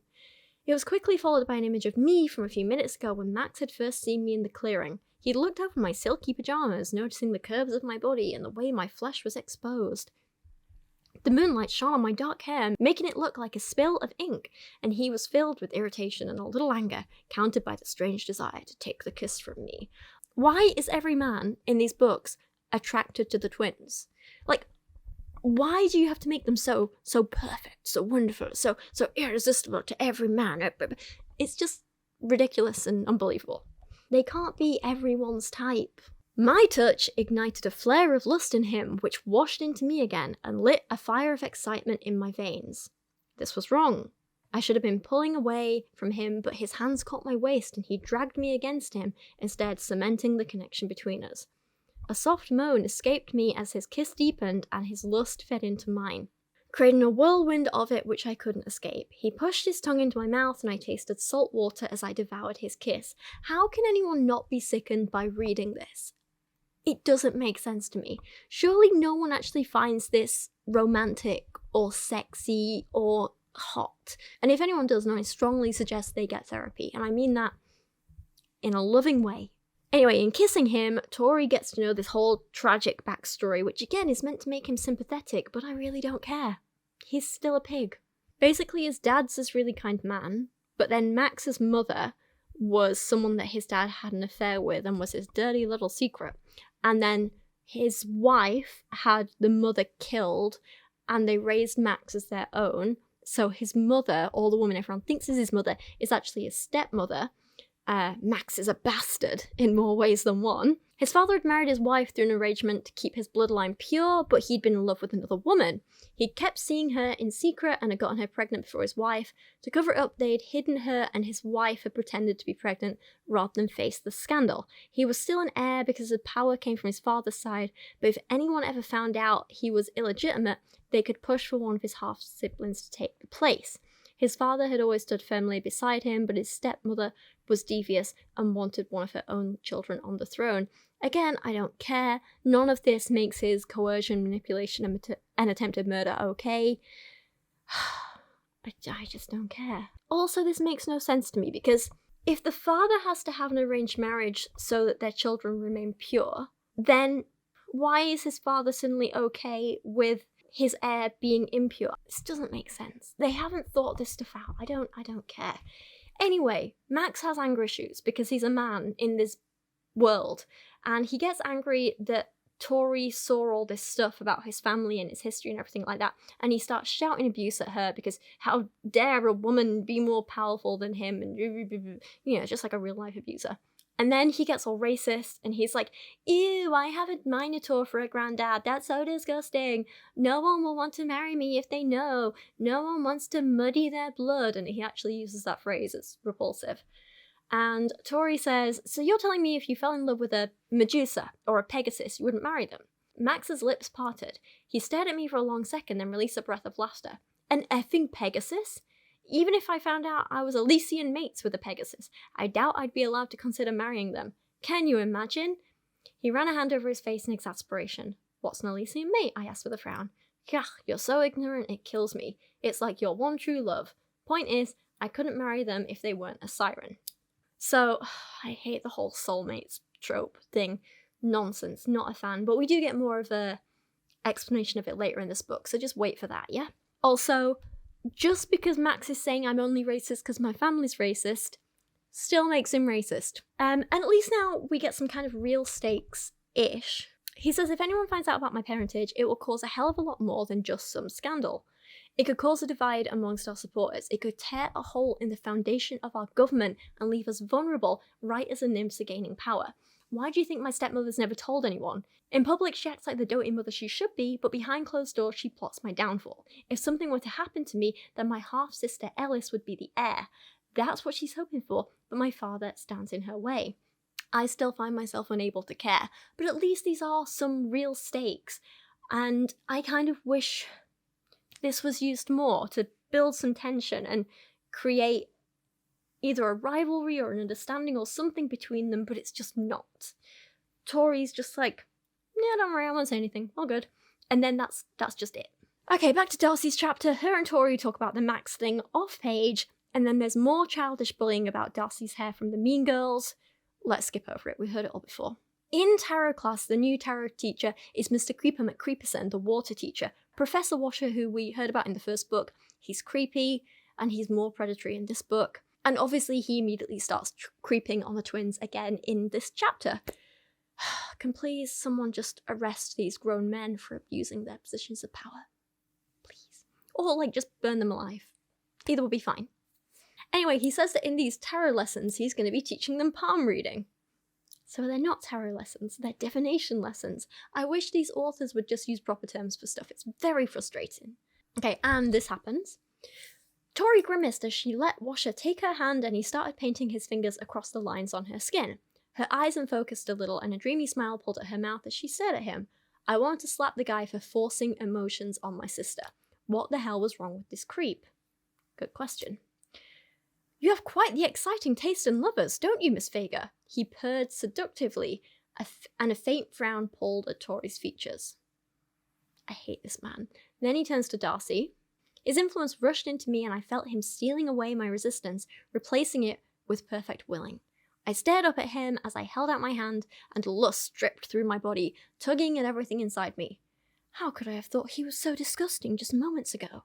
His face was so rugged, his hands so smooth. His skin such a perfect golden hue. Your love line tells me there's a forbidden romance in your future, he whispered, his finger circling on a small break in the line on my palm. A stormy sea is coming, Miss Vega, but you will ride it well. So, here's a teacher using both magic and his position of power as a teacher to force them into physical contact, to make them find him sexually attractive, so that he can discuss their personal relationships and sex lives with him. It's disgusting. There's no need for it. Okay, so Darcy then lets slip to Tori that she has a crush on Lance/Orion/creepy vampire teacher who is repeatedly feeding on her against her will. And apparently it's the rule in this school, like anyone pays attention to them, that teachers can't sleep with their pupils, but it's totally okay to torture them, apparently. Any teacher who crossed that line wouldn't just be fired, they'd be power-shamed by the Celestial Council, stripped of their rank in the whole of Solaria. Can you imagine? She shuddered and genuine goosebumps raced across her arms. Maybe I can. I don't think we could sink much lower, I said with half a shrug. Sophia shook her head seriously. No, Darcy. It's worse than you think. The whole Feyworld would turn their back on you. So hey look, a real consequence of creepy behaviour. Finally, and honestly deserved. I would just like to see this put in practice, please. So as they're doing palm reading, they all end up paired up with other people in the class, and Darcy ends up paired with Kylie, Seth's girlfriend or ex or something, the one who's been bullying her relentlessly. And Darcy whisper shouts to Kylie, "Why do you hate me so much?" Wasn't it enough that I had my hair sheared off by her heartless boyfriend, and she damn well filmed the whole thing? You're a threat to Sethi's throne, she said, her eyes flashing and her shoulders squaring. I don't want his throne, I said, for what felt like the 1,000th time since I'd arrived in Solaria. Swap hands, Washer called out, and I took Kylie's hand to read her palm. She reluctantly uncurled her fingers to let me see her palm, but I couldn't concentrate to try and do a reading. I thought Fae fought their own fights, I said, staring determinedly at her hand as an angry energy burned through my veins. I am fighting my own fight. I'm fighting to keep his eyes off you, she blurted, then froze as if she hadn't meant to say it. Come on, Kylie, he's not worth it. You know that. I looked up at her, shocked that she would still think Seth gave a damn about me or that he ever had. Of course he does. You're a Vega twin. Every man in this world and the human world is attracted to you, apparently. He pretended to like me, he cut off my hair, and you recorded it. How can you possibly think I'm a threat to you? Good question. She blinked heavily, and for a moment I thought she was going to cry. Because you're beautiful, and every time you're in a room he stares at you. Oh, for God's sake, I can't. And when you're not there, he can't stop looking at that disgusting bracelet of hair he made. He wants you to bow to him, but given half the chance, he'd have it both ways and have you under his arm too, she said, nearly all of it through her teeth, and turned bright red as she did so. Tears splashed down her cheeks, and I was left in complete and utter shock as she sprang from her seat and ran from the room. This is so gross from Seth, and I can't help but feel bad for Kylie, but she's still a bully. She still videoed a woman having sexual content without her consent and posted it online. She's still calling people whores and bitches. She's jealous and she feels insecure and she feels threatened, so I feel for her, but still doesn't make the things she's doing and done okay. Then there's a bunch more cyberbullying scenes. Why? Why do we need so many? Why do we need any? Darcy is told she has to go for tutoring with Orion, and they plan to show him the card that the dead professor left for them, the one from the end of the first book. Can't believe it's taken us this far into the book for them to mention that. Oh my god, this whole chapter is 7 times longer than it needed to be. Oh my god, this isn't even where they figure it out. Oh my... Why is this book so long and stupid? So Orion is late for the tutoring session, and Darcy thinks, and okay, maybe I'd been 0.5% eager to see him. I don't know what it was that drew me to him. He was obviously good looking, like slap you in the face hot. He was also a mega bumhole most of the time, but those two things tended to be a dangerous combination, and I was definitely a sucker for it. Yeah, dangerous men is dangerous. How surprising. Now, can we just stop pretending that makes him attractive in any way, please? Then, for no good reason at all, Seth shows up and he's beating up another kid because he's a bully. And then he mocks Darcy and threatens her, saying that his wolf pack will hunt her, and she runs and tries to hide in the library where she is kidnapped by Orion. Oh my god, Orion, I've been playing too much Baldur's Gate. Orion! I was plunged into absolute darkness and a scream bit at my throat just before a palm slammed down over my mouth. I was dragged against a hard body as the door clicked quietly closed and my back to their front. The scent of cinnamon stoked a fire in my belly and I stiffened as I realised who had come to my aid. Absolutely silent, he breathed in my ear, and I nodded against his hand. Wow, what a saviour. You couldn't have done this with all the grabbing and the violence and the violence. The muscles in my legs twitched as I prepared to move, but Orion's hand suddenly sailed around my waist and stopped me from stepping forward. My heart beat a forbidden tune, and I stilled entirely, frozen in place. We were flushed to each other, and I only realised how intimate this was now that I was no longer in fear for my life. Yet I didn't try to move again, and he didn't either. I wasn't sure if I was holding my breath or if the air was simply stuck in my lungs and refusing to come out. His fingers okay, and this is another thing that the twins who wrote this clearly have a thing for. Men touching the bit of skin, like just above your waistband on your clothes. They do it so often. If you saw the first video, they had that happening in the dancing scene in the club, they have it happening here, and they have it happening later between Tori and Darius. Keep an eye out for it, because it happens a lot. His fingers found the skin between my shirt and waistband, and he weaved a frantic whirlpool through my belly, pushing lower into the deepest regions of my body. So against the rules. Must move. But I want to stay. He's being a creep. Stop it. Also, I hate how these books read as just like a list of kinks that these two authors have. I felt his breath in my hair, the heat, the desire. My instinct told me he wanted me, but that was pure insanity. I just couldn't come up with any better reasoning, though. He made my thoughts hazy and my morals fray. You have morals? He was my teacher, and I knew he'd lose his job if anyone saw us like this. Maybe more. And maybe I could lose my place at Zodiac, too. I don't care. Fire him. Put him in prison. Publicly shame him. Do it. He deserves it. Anyway, he's mad at her and he snarls at her. Everyone snarls in this book. Have you noticed that? He snarled and did this. She snarled and did. It's like they have no other way of expressing things. Anyway, I don't get what he's so angry about, but he's angry. Because he's a man, apparently. Darcy's like, I don't want a session today for whatever reason, but he kidnaps her anyway, like, physically. A blur in my periphery alerted me 1 second too late as Orion swept me off my feet and tossed me over his shoulder. I yelled in alarm, smashing my hand into his back on instinct. Let me down. Are you insane? At least I'd had the foresight to put some damn jeans on in place of my school shirt, or this would have been 100 times more embarrassing right now. Once again, you don't need that full stop in there, but also, I hate this book. And what is it with the men just manhandling women and not letting them have any control over what they do, where they go, what happens to their body? There's no bodily autonomy for any woman in this book. I hate it. Orion takes her to his office where he immediately starts drinking more bourbon because he's an alcoholic, as we established in the first book and this one already. He then ends with a nice little threatening speech where he says he leaned in close, his breath a delicious cocktail of bourbon and danger.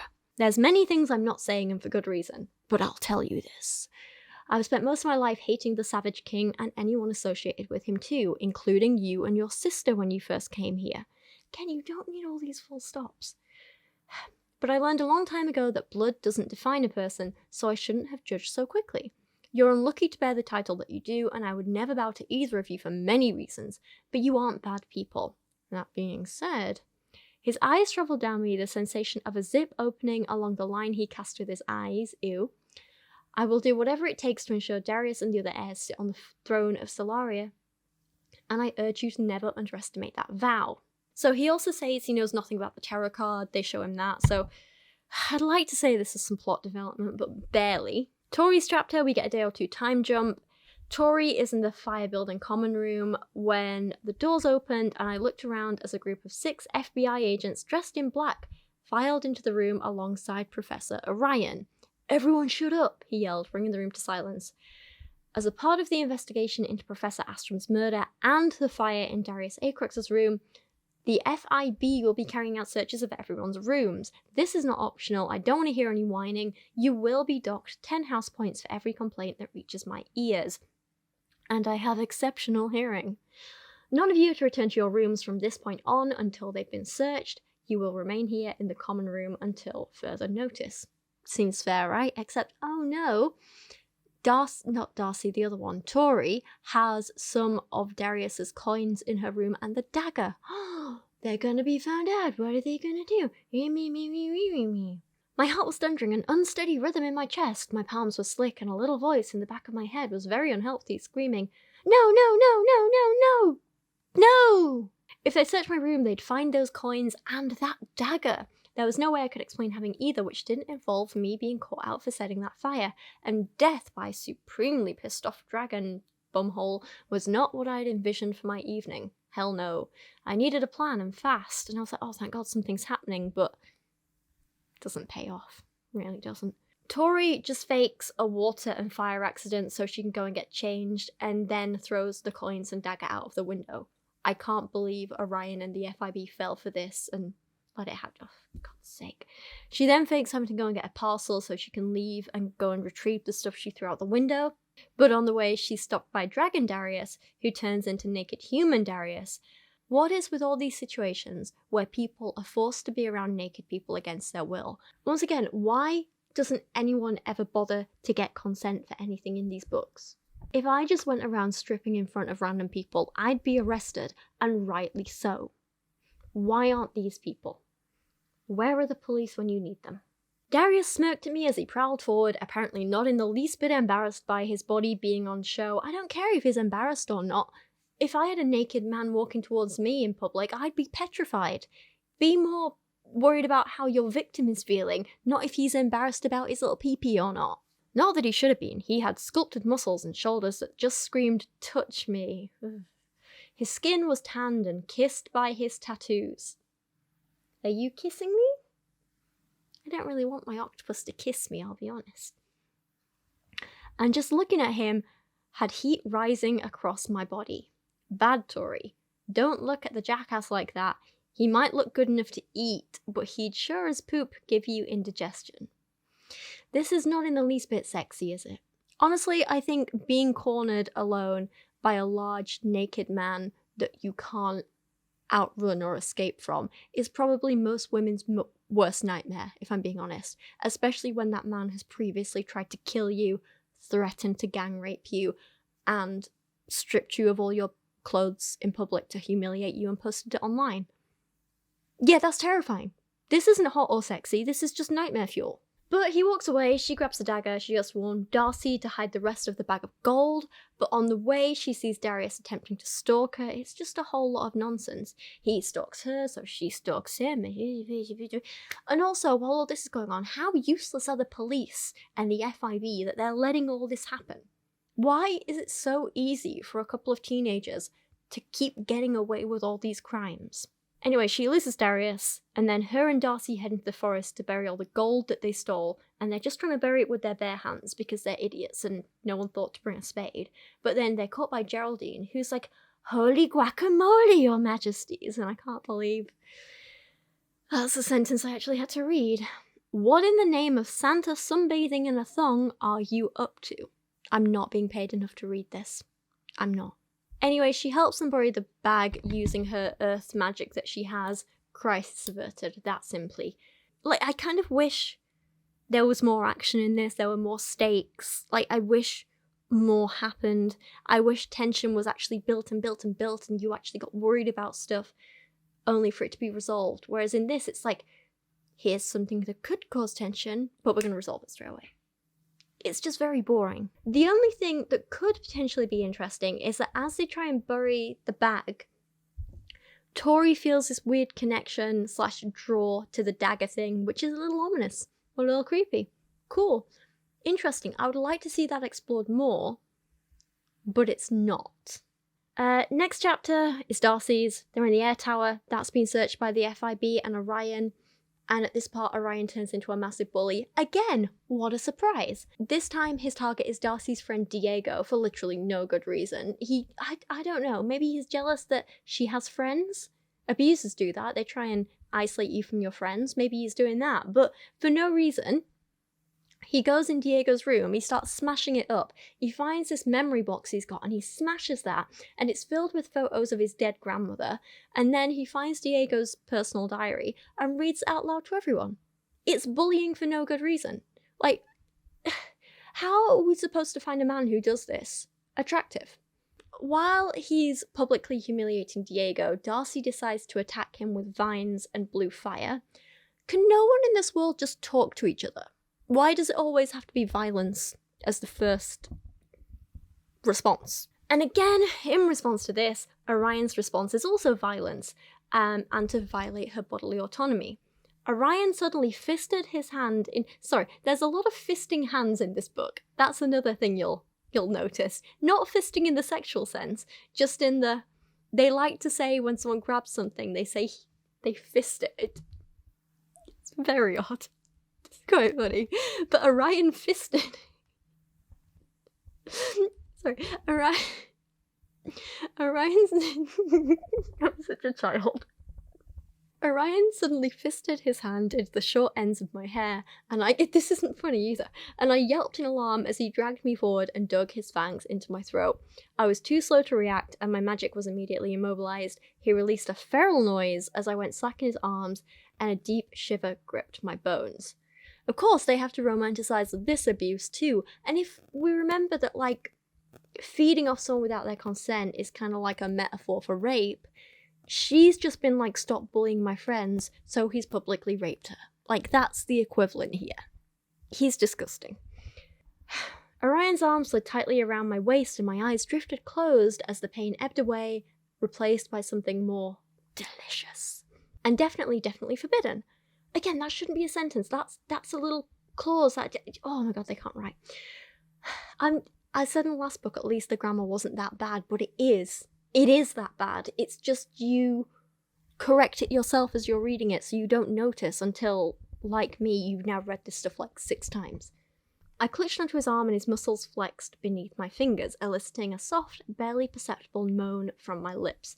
His bite deepened, and though I knew he must have heard me, I prayed he'd mistake it for a whimper. I don't like this. I don't like this. I don't like this. I don't like this either. Orion finally leaves with the FIB agent that he's sleeping with, and Darcy gets jealous, and it is confirmed that they are sleeping together. Some deep animal instinct inside me made my upper lip curl back as if I was about to snarl like a beast. Seriously, love, let her have him. He's not a catch. Also, the snarling again. Notice that. Then, for stupid reasons, Seth turns up. I don't know why. And he's stolen the tarot card out of Darcy's room, and he's like, it means death, and she's like, yeah, I know that, mate, come on. Finality, he purred. A lot of purring as well, you'll notice that one. The end. He stepped into... I don't know why I'm doing that voice. He stepped into my room, his aura filling the air with poison. Do you think it's about us? He flipped the card over, mock pretending to find Astrum's inscription for the first time. At this point, he asks her, like, who wrote it? Darcy just tells him Astrum, and he's like... and she also tells him about the whole shadow nymph thing that attacked her, and they think that's what killed Astrum too, and he's like, so this shadow topped off a teacher? They must be someone very bad. He stalked closer, and I fought the burning instinct to recoil, refusing to let him see me intimidated. But no one's badder than me, he said in a wolfish growl that made my heart jolt. That's a terrible line up there with the I'm an apex predator and the something alpha male lines from the first book. Terrible. Terrible. He then tries to coerce Darcy into sex in order to get the card back off him because he's a pig. And we get another cringy line, worse than the last, which is, you live in my house, babe. That makes you part of my pack, and I'm your alpha. Bad, but it gets worse. I'm not part of any pack, so go fuck yourself. I can't seriously read this. I hissed, my voice shaking a fraction as I pushed out the words that surprised even me. Oh my god, what is my life? Darcy then goes into some classroom or school building or something. It doesn't matter where she goes. She goes somewhere and she steals a bunch of ingredients that she needs for her hair wreath growth potion and her flea summons thing. It's just pages of reading about jars. And more jars. And then some more jars. And it just goes on for pages. And pages. And then there's some more jars. And then there's a couple more pages of jars. And then Darcy falls over because she's a quirky, clumsy girl who's silly like that. Tori's chapter. Nothing much happens for several pages. Tori practices some fire magic, she goes for a run, she's stalked by Darius again, she bumps into Orion and confronts him about him and Darius having matching tattoos, but he refuses to respond, because why would we want plot development? Don't be silly. But it's okay because Geraldine has overheard and she explains it all to Tori and says that it's a protection bond. She explains all the stuff to us again that we've already had explained to us in... Is it Darius's chapter earlier or Orion's chapter? I don't know. Well, you know the one I mean. The one with Darius's dad. I think it was Darius's chapter. It doesn't matter. They're all the same. So basically, if you were too dumb to pick up on it being told directly to you the first time, here it is being directly told to you all over again. These authors think we're as stupid as they are. What an absolute waste of 10 pages. All 4 of the guys, the Celestial Heirs, walk into the common room / canteen called the Orb, and they casually throw around some threats at people, because why not? They're pathetic like that. But it's okay, because they still look cute as hell while they do it. Caleb then pulls Tori alone and tries to force a kiss out of her, and also tries to force her to tell him Max's secret, which for God knows what reason she agrees to keep for Max, so she doesn't tell him. And then later that night, Darius shows up at Tori's room, and I'm really sick of this. Nothing happens, but they have to meet this love interest, then this love interest, then this love interest, and then we get a nugget of plot, and then they meet this love interest and this love interest, and it gets really, really boring and formulaic. The only interesting or useful thing about this entire chapter is that Darius says, I have an invitation for you and your sister to come to a party at my family's house to meet the Celestial Council. Cool, that's actually something interesting that could happen, right? She tries to turn him down, but he won't take no for an answer, and then he assaults her again. Of course he does. After about 5 seconds of me pretending that there wasn't a 6.5-foot lump of muscle standing over me with a scowl deep enough to get lost in, a torrent of water slammed into me. I flinched back and cried out as Darius ripped my headphones off and tossed them aside. You're walking on damn thin ice with me, Roxy. He uses her birth name that she doesn't like all the time just to kind of like humiliate and degrade her more. If you keep pushing me, you're seriously gonna regret it. Screw you, I spat. You treat me like crap every day of the week, so what difference does it make if you threaten to do it more? You want me to go to your stupid party? Then you're gonna have to find me and drag me there kicking and screaming, and I'll spend the entire night embarrassing the poop out of you just for the hell of it. It's not like I give a crap what Mummy and Daddy A. Crooks think of me anyway. Darius snatched my wrist into his grasp and dragged me upright so he could snarl in my face. There's that snarl again. This is your last warning. Can we make a Zodiac Academy drinking game where you drink every time someone snarls, or purrs, or growls? I will not be responsible if you are hospitalized for this. I don't recommend you actually play it with alcohol because you might die. Fun fact for you, I actually looked it up. There are 55 snarls in this book alone. That's more than 1 every 10 pages. More if you take out the first and last pages of the book with no story on, you know, like the admin stuff, I don't know what you call it. I also checked the first book. There were 32 snarls in that, so we are upping the snarl factor in this second book. I wonder how many there'll be in the third book. Subscribe if you want to find out for more snarl count. Darius says that he will actually tutor her in fire magic, which he's supposed to have been doing anyway for weeks, but he hasn't, if she agrees to go to the party. Personally, I think she should just say no. Just don't do it. Stupidly, though, she agrees. The chapter ends, and that was 10 times longer than it needed to be. We could have just had one simple scene where she's practicing marriage, interrupted... Actually, no, Caleb didn't even need to do the tarot card thing. That could have been Darius. So yeah, you know what? We could have just had one scene where she's practicing magic, Darius interrupts her, she shows him the tarot card and is like, help me with this, and he's like, come to my party, and she's like, not until you tell me what this card means, and then that's how they make the... This could have been so much shorter. This could have been a 3-page chapter. God's sake. Why am I not writing these books, Other than because I actually have self-respect. It's not even like all these extra scenes and page filler and stuff like that. Actually, they're not in there for character development because there's no character development. The minute we start to get any, they just regress back to who they were at the start of the first book. They start to show remorse for something. Well, no, back to being a bully. They start to act like they're learning something. Nope, they're back to being stupid. It's just, there's no character development. Everything is stagnant in this book. Books. These books. Many books.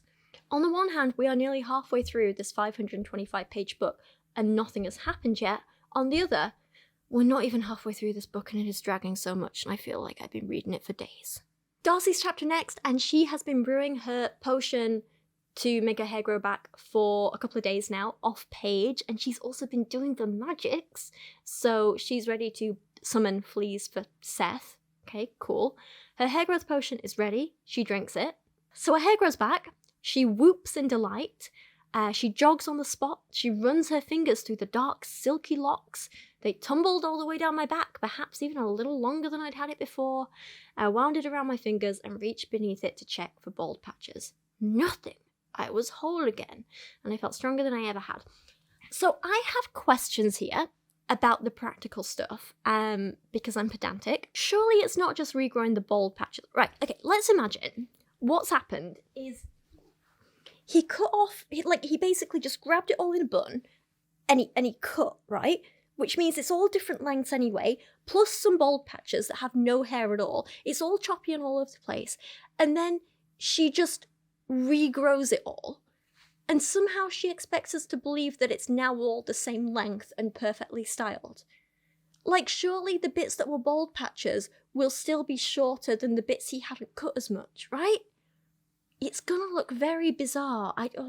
Surely she's gonna need it cut or styled, otherwise she'll look ridiculous. But no, apparently not, because she's a Vega twin, and they're always stunning, and every man is always attracted to them, and their perfect body, perfect hair, perfect everything. I don't know. There's a stupidly long breakfast scene that we don't need, nothing happens, and then Darcy has to go off to detention with Professor Orion. I can't remember why she got detention now. It's probably nothing important. There's a stupid scene where she sits on the sofa, even though the entire room is empty, and that's like some sort of power play for her. She spills coffee on it.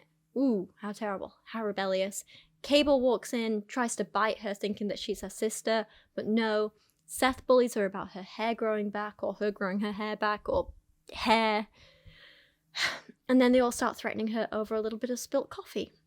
They are pathetic. These are not adult men who should be in positions of political power. Then they start victim blaming her, saying that she is attempting to seduce her teacher, who is, like I say, an older man in a position of power. He should be the one who knows better and shouldn't be pursuing her. It's not her fault. But they're all like, ooh, secrets with Orion. You always did give him the F me eyes. Are you in trouble for trying to spread your legs for a teacher, babe? Guess the students aren't interested, so you had to look elsewhere. I'll make sure to ask him for all the details later. Maybe that's why she's here, Max chided, so Orion can spread them again. Screw you, I hissed, blood thumping against every inch of my skin. Back off, Darius said, surprising me. Orion wouldn't lay a hand on the daughter of the Savage King. He's got more class than that. Can we not talk about grooming and sexual assault so casually, please? Like, what they're literally saying here is, ha ha ha, are you here because you've been sexually assaulted? Are you here to be sexually assaulted again? Lol, don't be silly. He wouldn't sexually assault her. Her dad's too gross. Orion then, as part of detention, makes them all dig a big hole as a team without magic. He also keeps giving Darcy special treatment, which understandably isolates her from the others. This is a major tactic of abusers, especially ones in positions of power. Like, this is what abusers like that do. They isolate you from your peers to make you more easy to manipulate and therefore abuse and assault and that sort of thing, giving you little special treatment, special treats, things like that. I mean, that was my own experience, I'll be honest. Like, little things like him getting free sandwiches from the dinner ladies at lunch, so, you know, he would make sure I was eating when I was low on money, or like him letting me use his classroom after school to work in, and, you know, or general studies, he'd like pull up his chair and sit at my table and like sit with us sit with me while everyone else was working and things like that. And it was just, yeah, it's weird because you think at the time it makes you feel special and different and like you're cared for and like, you know, he likes me better than everyone else. But really he's just trying to isolate you from everyone and kind of make you more vulnerable. It's creepy as hell. So with Darcy and Orion here, he does things like he casts this magic thing on her hands to stop them chafing while she's digging. He pulls her over to give her like water to drink and he doesn't give her any to the guys. Like, that's favoritism, sir, Caleb called. You're right, how rude of me, Orion shouted back, lifting a hand, and a torrential waterfall poured down on all of the airs. Max crowed like a cockerel, pounding his chest, seemingly spurred on by the downpour. The others didn't seem quite as happy. The water continued to fall down on them. See? Special treatment and isolating her from her peers. Typical groomer. He then flirts with her about her hair, and he's like, I need to know by sundown. Are you dyeing the tips of your hair blue or green? I can't tell you apart from your twin. I don't care. It's creepy and gross. I don't like him. There's an entire unnecessary scene where Seth started singing Raindrops Keep Falling on My Head by Burt Bacharach, full pelt. His white shirt had turned entirely transparent to reveal his muscular body. Remember in the first book when I said the twins who are writing this really like transparent shirts? That's like one of their things. You'll notice it keep happening in this book as well. This book is just a record of them listing out their own personal kinks and expecting us to be okay with it. It's weird. I don't know about you guys, but I've never had a white shirt turn transparent on me in my life, and yet here we are, we've had 4 in 2 books, spanning 2 weeks-ish, and there's more to come, don't you worry. But then, Darcy and the 4 guys all end up bonding over talking about how much of a creep Washer the water teacher is. Ha ha ha, so funny. Just because you're bonding over another predator doesn't stop you being a predator. Isn't redeeming in my eyes. And this is the thing to remember, you will always have good moments with abusers. That's why you stay, that's why you keep coming back. Sharing a joke together isn't a redemption by any means. It's just part of what makes abuse and abusers so insidious, and how they get under your skin and keep convincing you that what they're doing isn't abuse, or if it is, then it's okay because XYZ. Then they all go inside for the next part of their detention, and they all lust over a man opening an attic door. I wish I was joking. Pathetic. Orion jumped up, catching hold of the tab, his shirt riding up as he did so, and giving me a glimpse of his tightened abs. My cheeks flushed hot, and desire unfurled in my belly. I noticed Seth's gaze lingering on him too, and was only mildly surprised to realise he clearly swung both ways. Sorry, but if a man opening an attic door is what gets you going, then maybe the authors just need to be having more sex. This is followed by a scene of Orion inappropriately flirting with Darcy again, and then they all have to spend the rest of detention cleaning up griffin poop from the attic. Sexy. Super, super sexy. Max says that he is allergic to griffin poop, and it brings him out in a bad rash. He's got sensitive skin, so Darcy has the idea to steal a lump so they can use it against Max as revenge. Yes, that's normal. Carrying around feces just in case you need it one day. Darius goes off to talk to Orion and kind of distracts him, and Seth, Max, and Caleb use this as an opportunity to assault Darcy because she told them that she was in detention for stealing Stardust, but didn't actually leave the school, and that's why she's in detention. Completely forgot. Right, okay. How has it taken half the book to get from her stealing it to being punished for it? I would like to cry now. So, they assault her. Okay, Tori's chapter again. This is all a waste of time. Tori's running. She is supposed to have fire magic tutoring with Darius. Caleb shows up first instead. There's a whole scene that we neither need nor want, where apparently Caleb had a charm about him that was difficult to resist, even if he was a parasitic jackass. Gross. He flirts despite the fact he'd literally just been physically assaulting her sister an hour earlier. Stop it. She then goes to train with Darius, where he was wearing a skin-tight grey outfit provided for the class, and I tried not to look at the way it clung to his muscular frame. How many times do I have to read the same tired variation of this? We get like 3 pages of them sharing power and him trying to guide her power, but he's super hurt because she doesn't trust him, and he's like, why don't you trust me? And I'm like, I wonder why. He says, power sharing is the most natural thing in the world when you trust someone, but it's an intimate thing to do, and it always feels strange with someone new, especially if you don't particularly care for them. I snorted at the statement. Yeah, I didn't really particularly care for Darius, Crux. That's exactly how I'd put it. Are you gonna stop fighting, or am I gonna kick the doors down? He asked as the strength of his power increased again. Yeah, that's really gonna make someone open up and trust you more, isn't it? Threats. They do some more magic together, and for that they have to have skin-to-skin contact. Tori does start to improve, and she tries to make something more complicated out of fire. And clearly she wants to make a motorbike, because that's the only thing she actually has an interest in. But she needs both hands for that, and she can't do that while she's holding Darius's hand. So he's like, let me move. Now, if someone needed both hands, but you still need to be making skin contact with them, surely the sensible thing would be like, will you move to holding her arm? Or her shoulder, or something like that, right? But instead, he's like, let me just touch you intimately without your consent. And again, we get this thing that the twins writing this clearly like. Darius suddenly released his grip on my hand and moved behind me, catching my waist between his palms. The feeling of his skin against mine sent a jolt of energy racing through me, and I tensed, trying to tug out of his grip. "What are you doing?" I hissed, shifting forward again, but he didn't let go, the pressure of his fingers increasing on my waist. So she's like, "No, stop," and he won't. That's assault. My heart pounded faster as he shifted his hands on my skin, his fingers pressing against my hip bones, skimming the waistband of my leggings. See, there it is again. For a moment, my brain completely scrambled, and the only thing I could think about was the way he was touching me. I threw every inch of my focus into the magic and tried with all my might to ignore the feeling of his hands on my body. Damn stupid hot bumhole, he knows exactly what he's doing.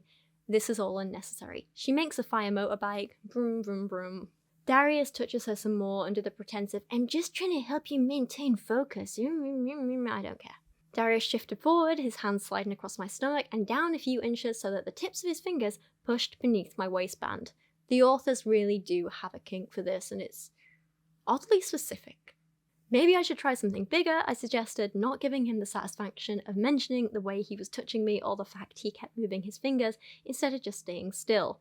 His touch danced across the delicate skin beneath my waistband, sending a flood of heat to my core and making a sultry, amorous part of me ache for him to shift lower still. I had to bite my tongue to distract myself from it.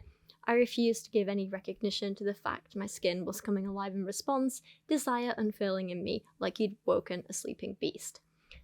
"Can I remind you, this is the man who tried to drown her.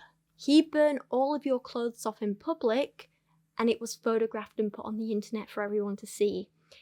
You were kissing his best friend just a couple of days ago. His other friend sexually humiliated your sister and cut all her hair off. Do you really want to be talking about him like this?" This scene also has a lot of growling, where she starts pushing her bum up against him, and a deep growl resounded in his chest, and I smirked in satisfaction as I made a falcon out of fire soar overhead. What's interesting is there may be more growling in this book than snarling, which is shocking, I know. I checked, there are actually 74 growls in this book. That is one growl every 7 pages. I have a dog who I've not heard growl in the 6.5 years I've had her, and yet these grown adults are growling every 7 pages. There's more passages of just like a bunch of physical stuff between them that I refuse to read out loud because I want to maintain just like a little bit of dignity, please. Just we get stuff like how she felt the evidence of his arousal pressing against me as his grip on my waist tightened. I gave myself a second to indulge in the fantasy of making use of Darius A. Crooks's perfect body. I hate this book. I hate it all. And also, once again, the authors are afraid to use the term erection or penis. It's very interesting. She bites down on her bottom lip, and his eyes dropped to my mouth, and he pulled me against him even more firmly. I could feel every inch of his desire, see erections again, but without naming them, pressing against my bum, and I couldn't deny the fact that certain parts of my body wanted to do more than just indulge in this fantasy. But the fact that he was disgustingly attractive didn't change any of the things about him that made him utterly repulsive. Mate, he tried to kill you. I don't see how you can find any enjoyment from this, or find it hot, or sexy, or whatever. When I read this, I just have alarm bells going off in my head, screaming, abuser, abuser, abuser. I feel violated just reading this. He has committed violent sex crimes against you, and now you're happy like, "Oh, but he is attractive." I think, can you not? Then the chapter ends. None of that was necessary. That entire chapter could have been skipped, and I wish it had been. I feel dirty just reading this, and not in the good way, in the I would like to go for a shower now kind of way. We're now at pretty much the halfway point through this book, and I would just like to take a break for a second to share with you some of these wonderful, spoiler-free, 1-star reviews of this book that were posted on Goodreads. Hopefully this will be a little bit of a palate cleanser for you, and remind you all that there are at least some sane people out there in the world.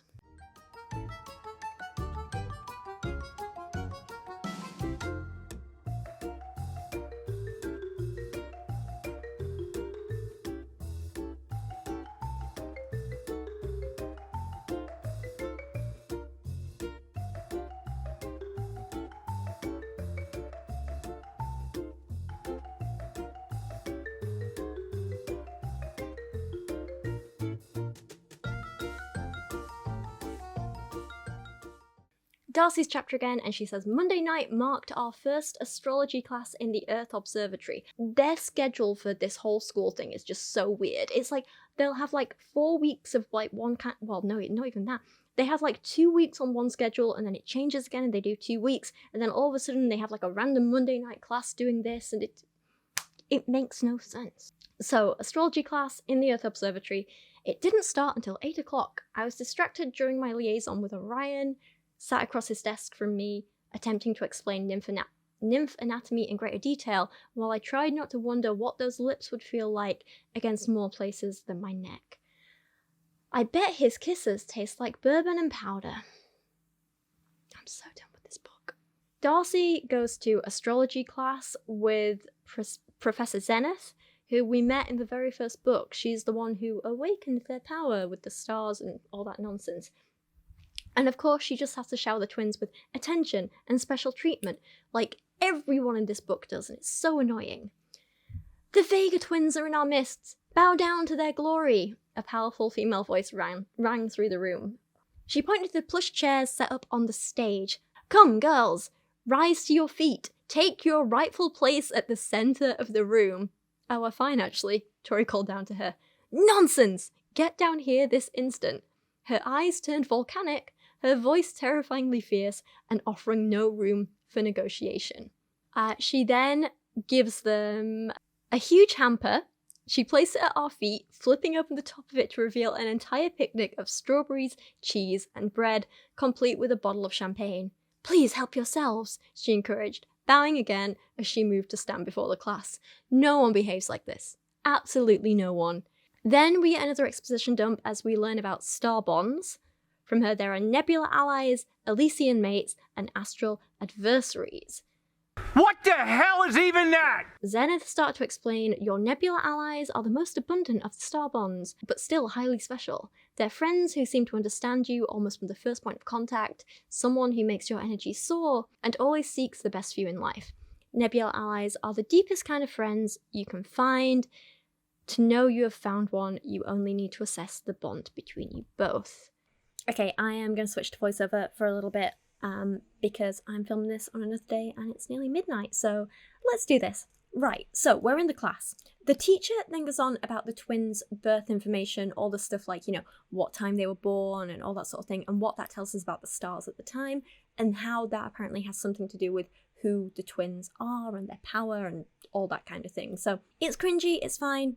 In the real world it would be nonsense, but in this fantasy setting, it's fine. I quite like it. It's okay. I mean, it's kind of exposition dump-y, but it works, It's like Roxana Vega was the first to be born at exactly 3 minutes and 11 seconds past midnight on the 11th of June, and Gwendolina was the second born at 11 minutes and 3 seconds past midnight. Do you have any idea how powerful these numbers are? 3 and 11 are the strongest numbers in the universe, and you were both born with them etched into your celestial DNA. Now, back to the lesson. Zenith called, and a few grumbled mutterings reached my ear. Words like favoritism and Vega whores were among them. The second one had definitely come from Kylie. Look, I get it, okay? Be mad at her for picking out favorites and giving them champagne in class and all that stuff, but you don't need to fall back on these misogynistic insults of calling people whores and bitches all the time, In that respect, this book is so repetitive and unoriginal, and it's boring. Boring! She then starts going on about Elysian mates. She says, Elysian mates are the most unpredictable of all the star bonds, Zenith started. An Elysian mate is your absolute perfect match, your other half, your soulmate, your twin flame, your one true love. It has many names, but in Solaria we call it this. Your Elysian mate is starbound to you somewhere in this world, and if you come into contact with each other, the zodiac will draw you together like two ends of a rope bound to a turning wheel. And the more time you spend together, the more you will be pulled magnetically and inescapably towards each other. But she trailed off, and my heart pounded harder as the sky turned blood red above us. 2 stars sailed across the heavens from opposing ends of the ceiling, tearing towards each other on a collision course. The stars will test you. The longer you're in each other's company, the more volatile the universe will become, and if you pass all of the tests the stars throw at you, you'll be presented with your divine moment. Look, I know it's a fantasy book and everything, but can we please stop, in general, with this idea that true love is hard and a test and you'll be challenged in your relationship, or that, the universe is volatile if you're in true, real love, because that's just not healthy. That's just not love. I'm sick of books like this pretending that it's normal or healthy or necessary for you to be constantly fighting to be together. It sets such a bad, unhealthy example. Like, I get it. Books need tension. You need stakes. You need challenges for a couple. Otherwise, it would be kind of boring, right?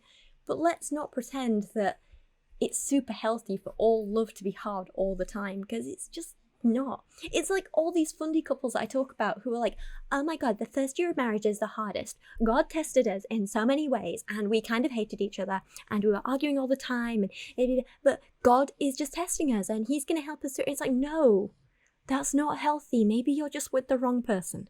Anyway, she then goes on to say, your divine moment is the moment the fate between you and your Elysian mate is decided. You will both be called under the night sky and be presented with the choice to seal your bond forevermore. If you choose to stay together, your love will be branded on you, forming a ring of silver around your irises. But if you choose to part, the stars collide in the sky above us, and a fiery display seemed to rain down on the class. I flinched, and some people screamed as the flames tumbled down over us. They fizzled out before they reached our heads. I would like to say that they're being overdramatic and silly, but honestly, in those situations, even fake effects can get you. I went to London Dungeon once with my ex and my sister, and they just had these light projections of like a battlefield with fake smoke in the air. And there was one of like a cannonball falling, and for some reason I thought it was a real cannonball, and I screamed and I ducked in the middle of a room full of like 20 people who didn't even flinch, and it was one of the most embarrassing things I've ever done. So I get it. I'm not going to judge these people for screaming. You'll be star-crossed, and a black ring will form around your irises, making your love as doomed by the making your love as doomed by the stars above. That's a stupid way of writing. What is wrong with these two?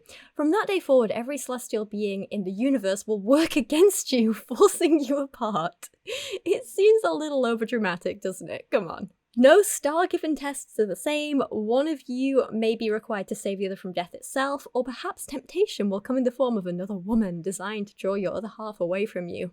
I think they're trying to hint at something here. What are we betting that both of their Elysian bonds or whatever are out of this group of men who are trying to kill them? Because of course they are. It's a romance book, of course they are.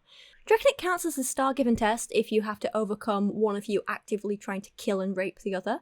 Or, because in the real world, that would just mean, you're not meant to be. He's an abuser, run away, but, oh, for God's sake, these books are stupid. The final type of bond is an astral adversary. Apparently, an astral adversary forms a bond of intense hatred between both parties. Though they are rare and not everyone possesses one, some are unlucky enough to have several. You don't say. An astral adversary tends to be of a star sign which clashes violently with your nature. On top of this, their natal charts will be opposite yours in many ways. If you were born at night, they will have been born in the day. If you draw your spiritual energy from the sun, they'll draw it from the moon. Light and dark, night and day. Collisions between astral adversaries often end up fatal. Unfortunately, unlike Elysian mates, they are bound to clash with you again and again until one of you is destroyed. So if you have one, beware. For some reason, the twins are like, oh my god, maybe the celestial heirs are our astral adversaries. Like, well, just check. Find out their star signs. They can't all be the opposites of you. You were born at like however many minutes to and past midnight, so just find someone who was born at midday, Find someone who was born, I don't know, the opposite star sign to whatever. What's opposite Gemini? Oh my god. Apparently, the star sign that's like the opposite to Gemini is a Sagittarius. So find yourself a Sagittarius, or probably in your case, a twin Sagittariuses. Or would all twins be Gemini in this world? Maybe just one single Sagittarius. I don't know. I don't even care. None of this logic makes any sense. I don't know why I'm trying to predict the irrational. I don't know. Basically, if you want to find out who your adversary is, just find out everyone's date of birth, look up everyone born at that day and time and whatever, and then you'll know they're your adversary. You don't need to go around wondering, ooh, is it this person, is it this person, when there's very clear rules. Anyway, point is, I don't really care, and I hope they all die. So they leave class. Somehow they're not drunk off all this free champagne they've been given. Darcy has forgotten her tablet, her atlas, so she goes back for it. But while she's alone in the observatory, she meets a nymph, and she is so afraid of an attack that she runs away and tries to call the lift. Why not just take the stairs? You're an idiot. I ran as fast as I could, speeding towards the elevator and managing to force magic to my fingertips in the same moment. A sucking, clicking noise sounded horribly close to my ear as I pounded on the call button to open the doors. Come on, come on. Just take the stairs. Get out of there, run around the room. Don't just sit waiting for a lift. You're an idiot. Also, this building is supposedly empty and abandoned this late at night, right? She just used the lift to come up here like 30 seconds ago. Surely it would still be waiting on her floor, wouldn't it? It's not like someone's called it and it's gone down to the ground floor again, because no one's around. So why isn't it there? They have no logic. These are basic little things that just make no sense. Anyway, for some reason Orion is busy stalking her, so he rushes in and saves her. I don't really understand how or why, but he does, and then he punishes her for travelling alone by herself at night, and he does that, he gives her the punishment, by grabbing her by the wrist and digging his fingers in until she bruises and pulling her around. That is literally abuse. I have a whole poem about that exact thing, to be honest. It's ridiculous. It's in my first book, by the way. It's available on Amazon. It's called Reflections on Healing. You could buy it if you wanted. There you go, that's some self-promotion in there. Orion then calls her a kid, and she's like, "Wah, I'm not a child," she said, like a child. And then he's like, "Stop flirting with me." And she's like, "You stop flirting with me." And I'm like, can you both just please throw yourselves into a fire pit? And if you think she's a child, why are you flirting with her? You creep. And then it's Tori's chapter again. So Tori gets up early the next day to sneak off to the buried stolen gold so that she can steal a few pieces back for a cunning revenge plan. While she's there though, she feels a connection to the dagger again. And she says that the blade almost seemed to purr with recognition as my fingertips brushed it, and I was filled with the desire to claim it for my own. I hesitated. Something about the blade was weird. There was definitely more to it than there seemed to be at first glance. It had a presence, desires. I meant to leave it behind, but when I pulled my hand from the dirt, the dagger was clenched in my fist. I blinked at it in surprise. Why shouldn't I just take it? I can use it as part of my plans, she said like Gollum. But, the dagger might be purring here, but at least it's not growling or snarling, right? Purring is also very common in this book, but not as common as the others. There are only 15 purrs in this book, so it's practically a rarity. On her way back, she's chased by Seth's wool pack, who assault her again, and I think this may not only be the worst scene in the book, but one of the worst things I've ever read in any book ever. And I've read some pretty messed up horror books, and this may be worse. I hate it. I hate it so much. So, his paw slammed into my chest, and I was knocked flat on my back beneath him, his immense weight crushing me into the mud. Pain flowed up my spine, and I cried out in fright. Understandable. I wheezed beneath the weight he was exerting on me, trying to struggle out from under him as the rest of the pack circled, yapping and howling with excitement. I knew this was Seth, that it was really a man pinning me down to the mud and not some wild beast, but my heart shredded at the sound of that growl, and fear paralyzed me for a moment. Seth leaned forward, his teeth bared right in my face, and I recoiled, mud soaking through my hair all the way down to my scalp. The wet pad of his tongue ran up the center of my face, and I spluttered in disgust. Yeah, I'll be honest, knowing that this is actually a man and not a real wolf makes it more scary, doesn't it? At least it does for me, and I think it would for most women. I was literally talking about this yesterday with some of Kieran's friends and telling them about this scene, and they were all like, yes, a man is far scarier doing this than a wolf. Just absolutely. Like, a wolf isn't going to purposely torture you, sexually assault you, rape you, manipulate you, and humiliate you in front of all your peers. But Seth will. Seth has.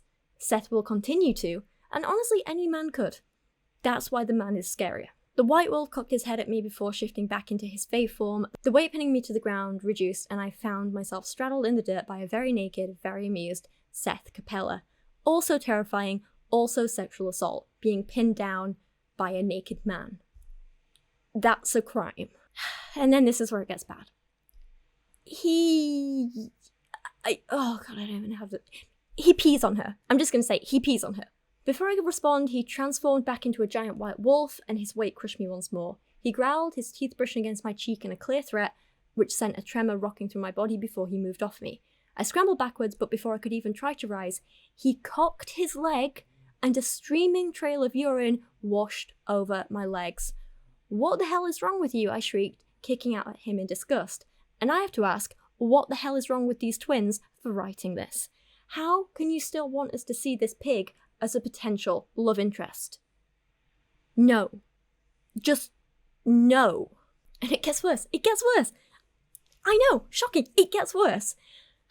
I tried to get to my feet, but he slammed into me again, knocking me back down. The rest of his pack circled in, the males cocking their legs over me as well, and heat clawed its way through my body as my clothes were coated in a layer of wolf piss. The stench of it rose up around me, catching in my throat and bringing tears to my eyes. As soon as they were done, Seth barked in command, and they all turned and raced away into the trees, leaving me in the mud and the rain and the piss. This is revolting. It makes me so angry. These authors clearly seem to get off on repeatedly degrading and humiliating women, and it's sickening to read. I cannot cope with this. This isn't one of those books where this is like, maybe it's dubious consent. No, this is full-on assault and humiliation and degradation, and she's clearly not okay with it. This isn't a thing where like, it's dubious but she likes it. This was meant to humiliate and degrade her. She feels humiliated and degraded. It's just assault. That is it. That is, like she says, after I had to endure the humiliation of stomping back through the Ignis common room covered in mud and reeking of wolf piss, I showered for over an hour before I felt even close to clean. I scrubbed my skin until it was pink and burned everything I'd been wearing with a blast of fire magic, which helped satisfy my anger a little bit, which is exactly how victims of sexual assault, and sometimes just straight up assault, often respond to their attacks. Do you see the similarities here? This is just assault. There's no, but what if there's no excusing this. It's just assault. So understandably, she's having a breakdown, and she decides to start with her revenge plan. So she breaks into Darius's room, and she leaves the coin with the melty dragon face on Darius's bed. And I don't know how much I said earlier, because it was the other day I was filming, but I thought that because she'd melted it and left a fingerprint, that fingerprint was going to be used to like identify her later, and it was going to be like a damning bit of evidence. But instead she just leaves it here, and the fingerprint in it is never even noticed or mentioned or forgotten about, so it just goes nowhere. It is pointless. Then she goes and breaks into his friend Milton's room and hides the other coins that she got. She hides them under his mattress and then goes to class. Milton, if you remember, is the one who took the photos of her naked and posted them online, so he also committed a crime. They go to Cardinal Magic class, it's pages long, and yet nothing happens. They go to Tarot class, the teacher is creepy as hell again, but also nothing happens. Why are there so many of these scenes? What do they add? Nothing. Like, I mean, okay, things happen. There's more humiliation of these women. There's more degrading these women. There's more pain and suffering for these women, but it doesn't add to their character development, it doesn't add to the plot, it doesn't give us anything new, it's just repetition over and over and over. I really do feel like the authors only write certain scenes because they themselves get off on seeing women humiliated, and it's kind of sickening if I'm being honest. Like, take this one, right? Tarot class felt odd without Professor Astrom to teach it, but it was even worse having Washer stand in. He was wearing a pair of leather pants today with a lace-up fly which was so tight that it was bulging. He'd coupled the pants with a white shirt which clung to his body in a way that made me wonder if it was part lycra. I could see his nipples through it, and he seemed to have forgotten to fasten half the buttons. A million times, ew. Why is this even in the book? We don't need this. We don't need this at all. Anyway, it is while they're in this class that finally something does happen. They realise that the secret message on the tarot card that Astrom left them at the end of the last book, so it's taken them over half of this book to actually figure this out and get to some kind of plot happening. They figure out that that wasn't anything to do with Orion and Darius as they first suspected, because they thought, well, that's their star signs, it must be something to do with them. So it turns out it was actually being really literal, and he's actually describing his own classroom in the note. And what they actually need to do is check between where the two star signs are on the wall of the classroom, and in between them is a little chest of drawers.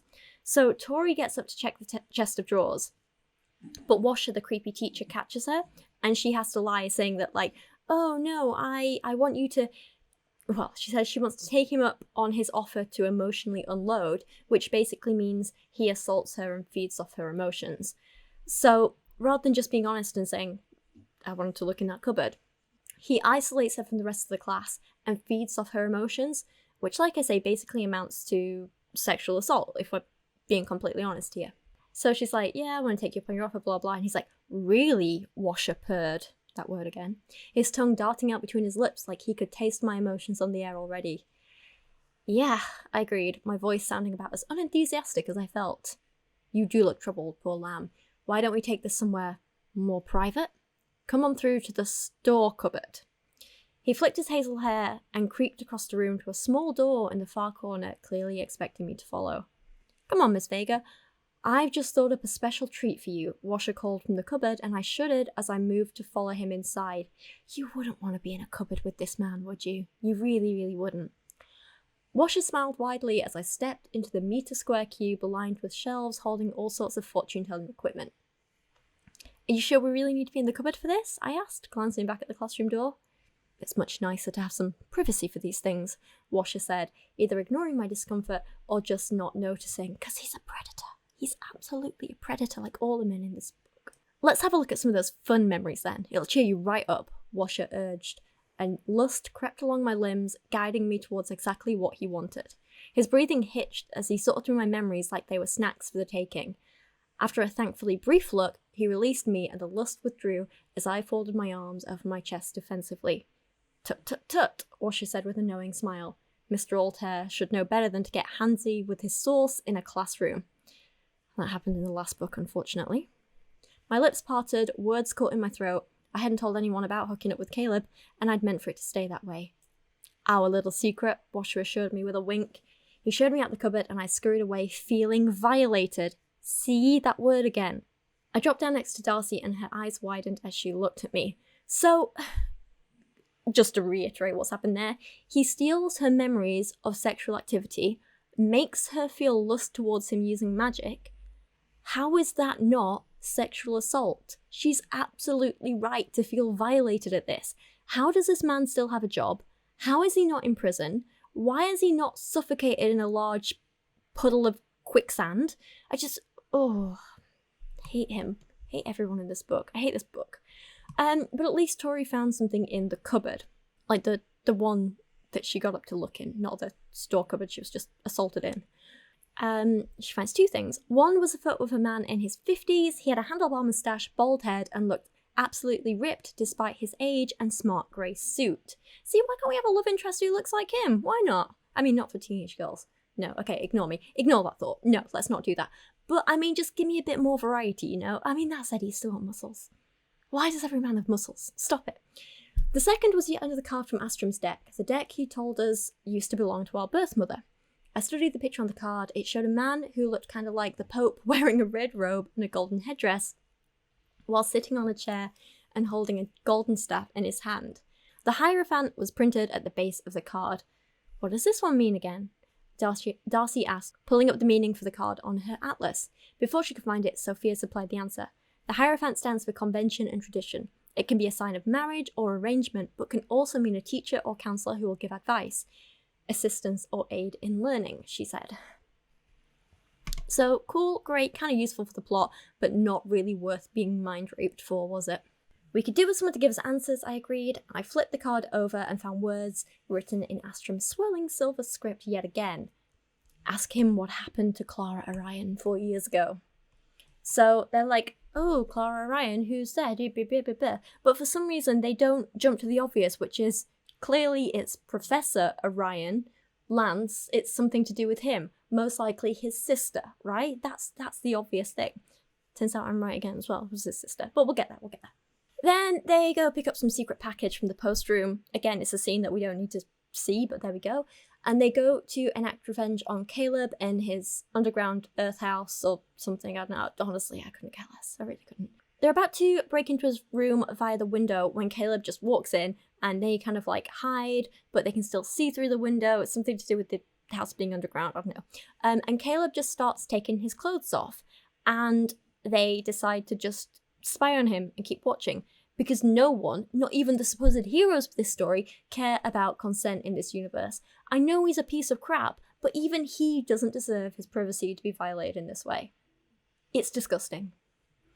I hadn't come here with any intention to spy on Caleb Altair as he got naked, but with my fingers stuck holding the window open a crack, I didn't get much choice in the matter as he dropped his pants next. You could close your eyes. Come on.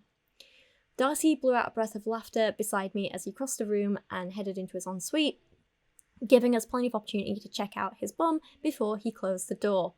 The sound of the shower starting up reached us, and I relaxed a little. He might be part of the bumhole brigade, but that guy is stupidly hot, I murmured. No doubt about that, Darcy agreed. I disagree. There is doubt. He's a creep. You're both creeps. Stop it. Their revenge is to hang a giant inflatable unicorn in his room. So kind of one of the things that I haven't really been talking about so much is, so basically we saw earlier that Caleb is a massive racist and he hates unicorns, right? And he thinks that they're lesser than him, and he's all like, I'd never be into a unicorn, I could never, blah blah blah, that's disgusting because he's a racist. So the twins decided to spread a rumour that he's actually attracted to unicorns, and that's like his preference. He has a thing for unicorns.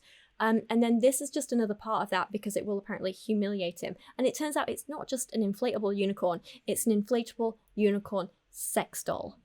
I get the premise of wanting to use someone's own prejudice against them, but this all honestly feels more like it's feeding into the prejudice and reinforcing those harmful ideas that being attracted to X order, this kind of race, this kind of person, in this case unicorns, but insert anything else here, is bad, humiliating, and gross, and that just doesn't sit right with me. Then we get the next chapter from Caleb's perspective. I wasn't a fool, he said before going on to be an absolute fool. I wasn't a fool, I knew she didn't trust me and certainly didn't have any reason to want me as a friend, but I'd hoped she might be open to rethinking the other aspect of our relationship, which we'd barely even begun to explore. He means Tori, he's just saying he wants to sleep with Tori. I closed my eyes as I remembered the afternoon alone in the classroom with her, the way her kiss had tasted, the way her body had felt as she'd given it to me, oh, I hate that. The sight, given it to me, just, no, women aren't oh, no. The sight of what lay beneath her clothes, the moans of pleasure I drew from her lips, it was making me hard just thinking about it, and I half considered indulging in this fantasy a little longer. But I didn't want to jerk off over Tori Vega. I wanted to feel her body writhing beneath mine. You know, actually though, it's surprising. This is the closest we ever get to any words like penis or erection or anything like that in this book. So this is about as graphic as the penis stuff gets. So shocking. There you go. But seriously, you've been torturing her, assaulting her, you tried to kill her, now you're being creepy and you're sexualizing her like this. Just stop it. Why would any woman want you after all that? None of this is hot. Even if he was like a likable, kind man, a man talking like this about a woman, being like, oh, I don't want to jerk off over her, I want to feel her body writhing beneath mine. That's not hot. No, stop it. I headed out of my ensuite into my room and stopped dead as I spotted a life-size inflatable Pegasus sex doll standing in the middle of my goddamn bed. My lip curled back with anger. How the hell had someone gotten that in here? And why the F was this stupid rumour still circulating about me? I tried to laugh it off, I tried to ignore it, but now it had gone too damn far. I rushed towards the rainbow-striped flying horse, complete with gaping butthole and shoved it towards the door.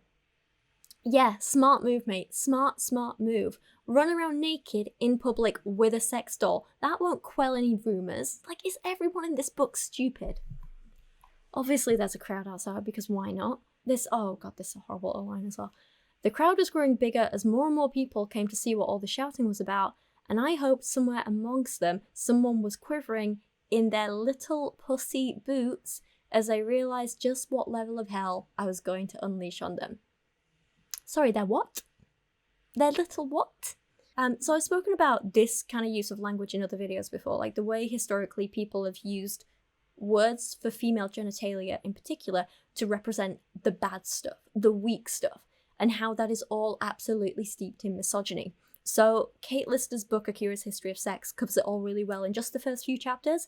And these authors do just exacerbate this. They take what's already misogynistic and somehow make it more misogynistic, you know? If they really are women, they have a hell of a lot of internalized misogyny on display. And if they're not really women, then screw them. They're terrifying.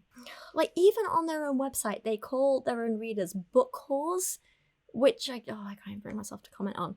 Like, their author website actually was really, really revealing. And this is something that Alizee, who is editing this wonderful video now, she was the one who actually sent me this website and I had to look over it. So Caroline and Suzanne are actually twins, like I say. So it's clear that poor Tori and Darcy are just self-inserts, which makes me really worried about them.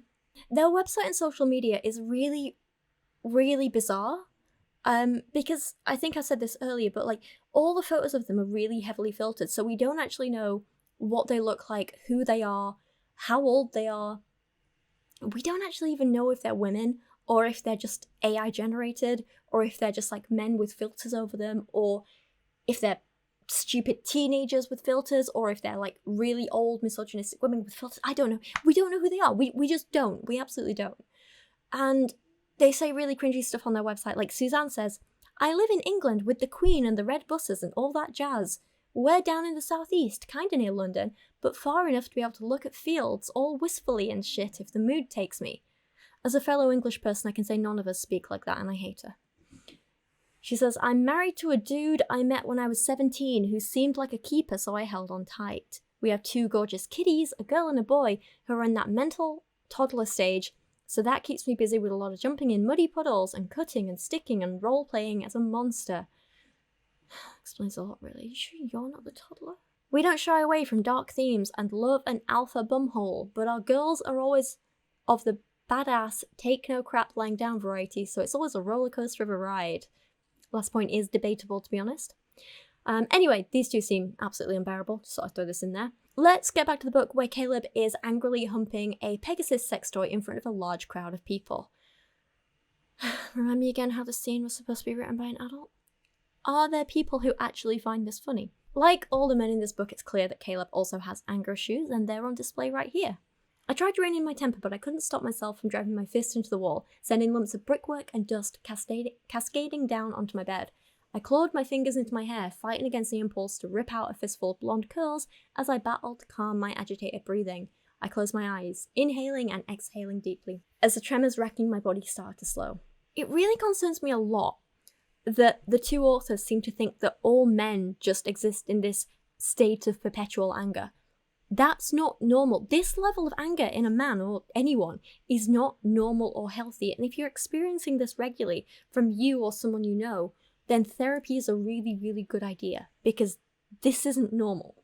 What followed was a video of me in the corridor after my towel had dropped as I wrapped my arms around the disgusting sex toy's middle and tried to force it in through the doorway.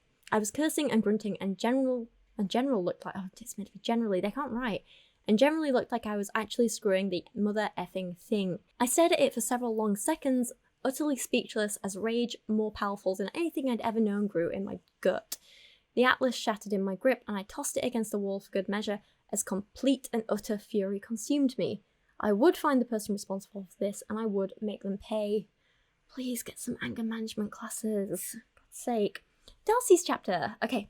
She catches the airs, bullying their friend Diego for no reason by acting like absolute children and stealing his hat and playing keep away and mocking him for not yet knowing his order. They really do all act like 12-year-olds.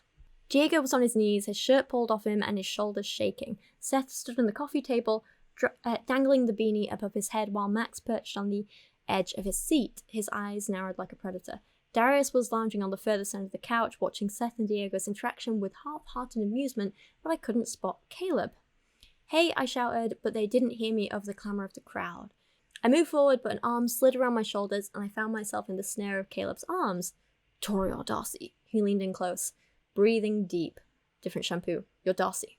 "Get off me," I tried to shrug out of his grip, but he held on tight. "I'm in a really foul mood today, sweetheart, so it's best if you don't fight back," Caleb growled, and the reality of what we'd done to him sank in hard and fast. If he discovered Tori and I had humiliated him, we were worse than dead. In true victim-blaming style, they say that all of this bullying is Diego's fault because he apparently refused to be disrespected by them. Terrible. Awful. Ugh. Your little friend started it. What did he do? I demanded of Caleb. Seth told him to bow, and he didn't. He said he's not his king. This is what happens to your followers, he snarled, his hand sliding up to cup my chin and angle me to watch as Seth aimed a sharp kick at Diego's ribs. Diego wheezed from the blow, clutching his side, and Seth walked around him, placing his foot down on his back. You won't fight me like a fae, Seth snarled, leaning over Diego so his back was to me. Then fight me like the useless mortal you are. A round of laughter went up from the crowd, and someone started a chant of, kill the mortal, kill the mortal, kill the mortal. Great, so we're trying to kill another person. Literal murderers and attempted murderers. And like, there is no redeeming these characters. There's just not. At this point, there is nothing you can do that will make them redeemable.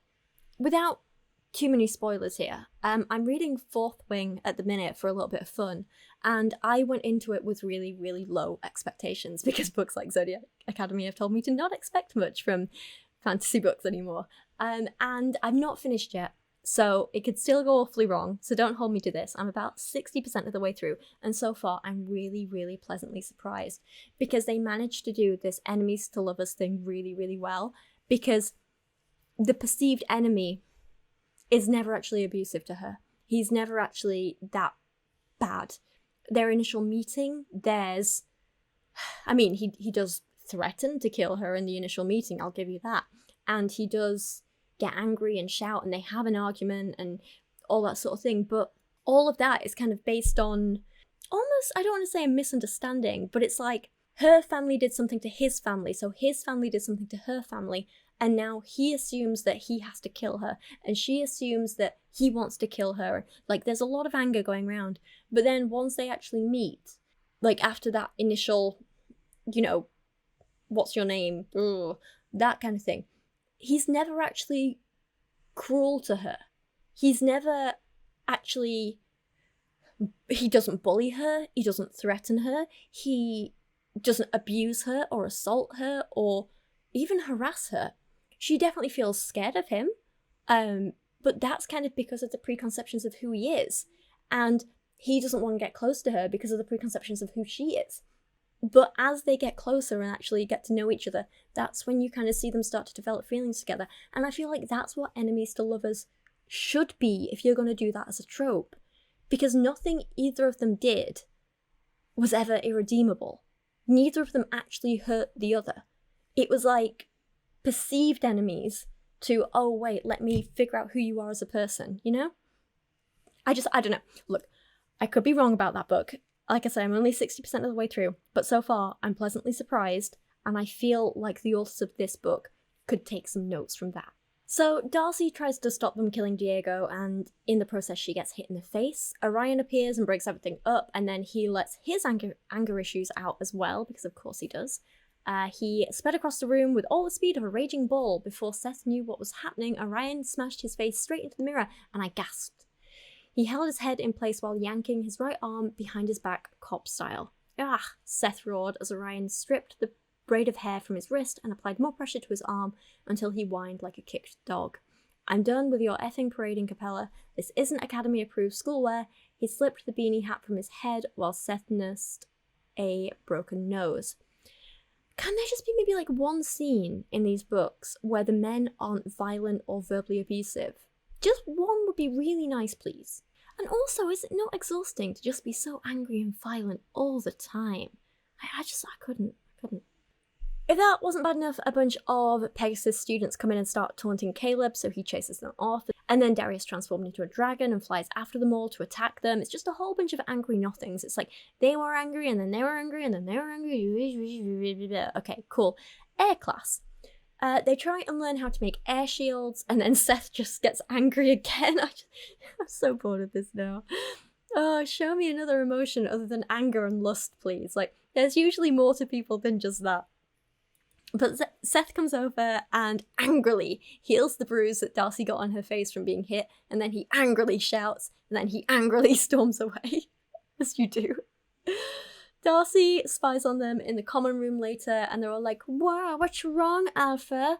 And then I took a break to go and puke, and Seth is like, nothing, everything, a boo-hoo-hoo, nothing can possibly cheer me up, it's too late, wah, wah, wah, wah, wah.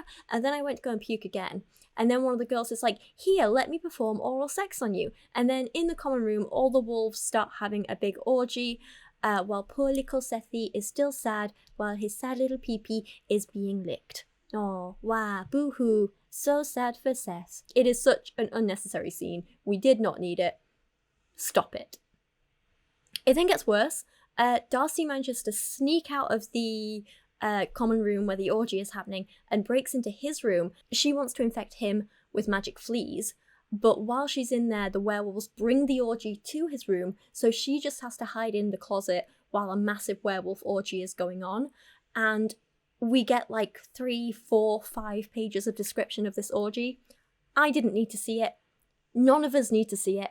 I would like to wash my eyes out with bleach and dragonfire, please. I do not get paid enough for this stuff. I need danger money or something, seriously. Darcy tries to escape when they all go into the shower to shower and have more sex.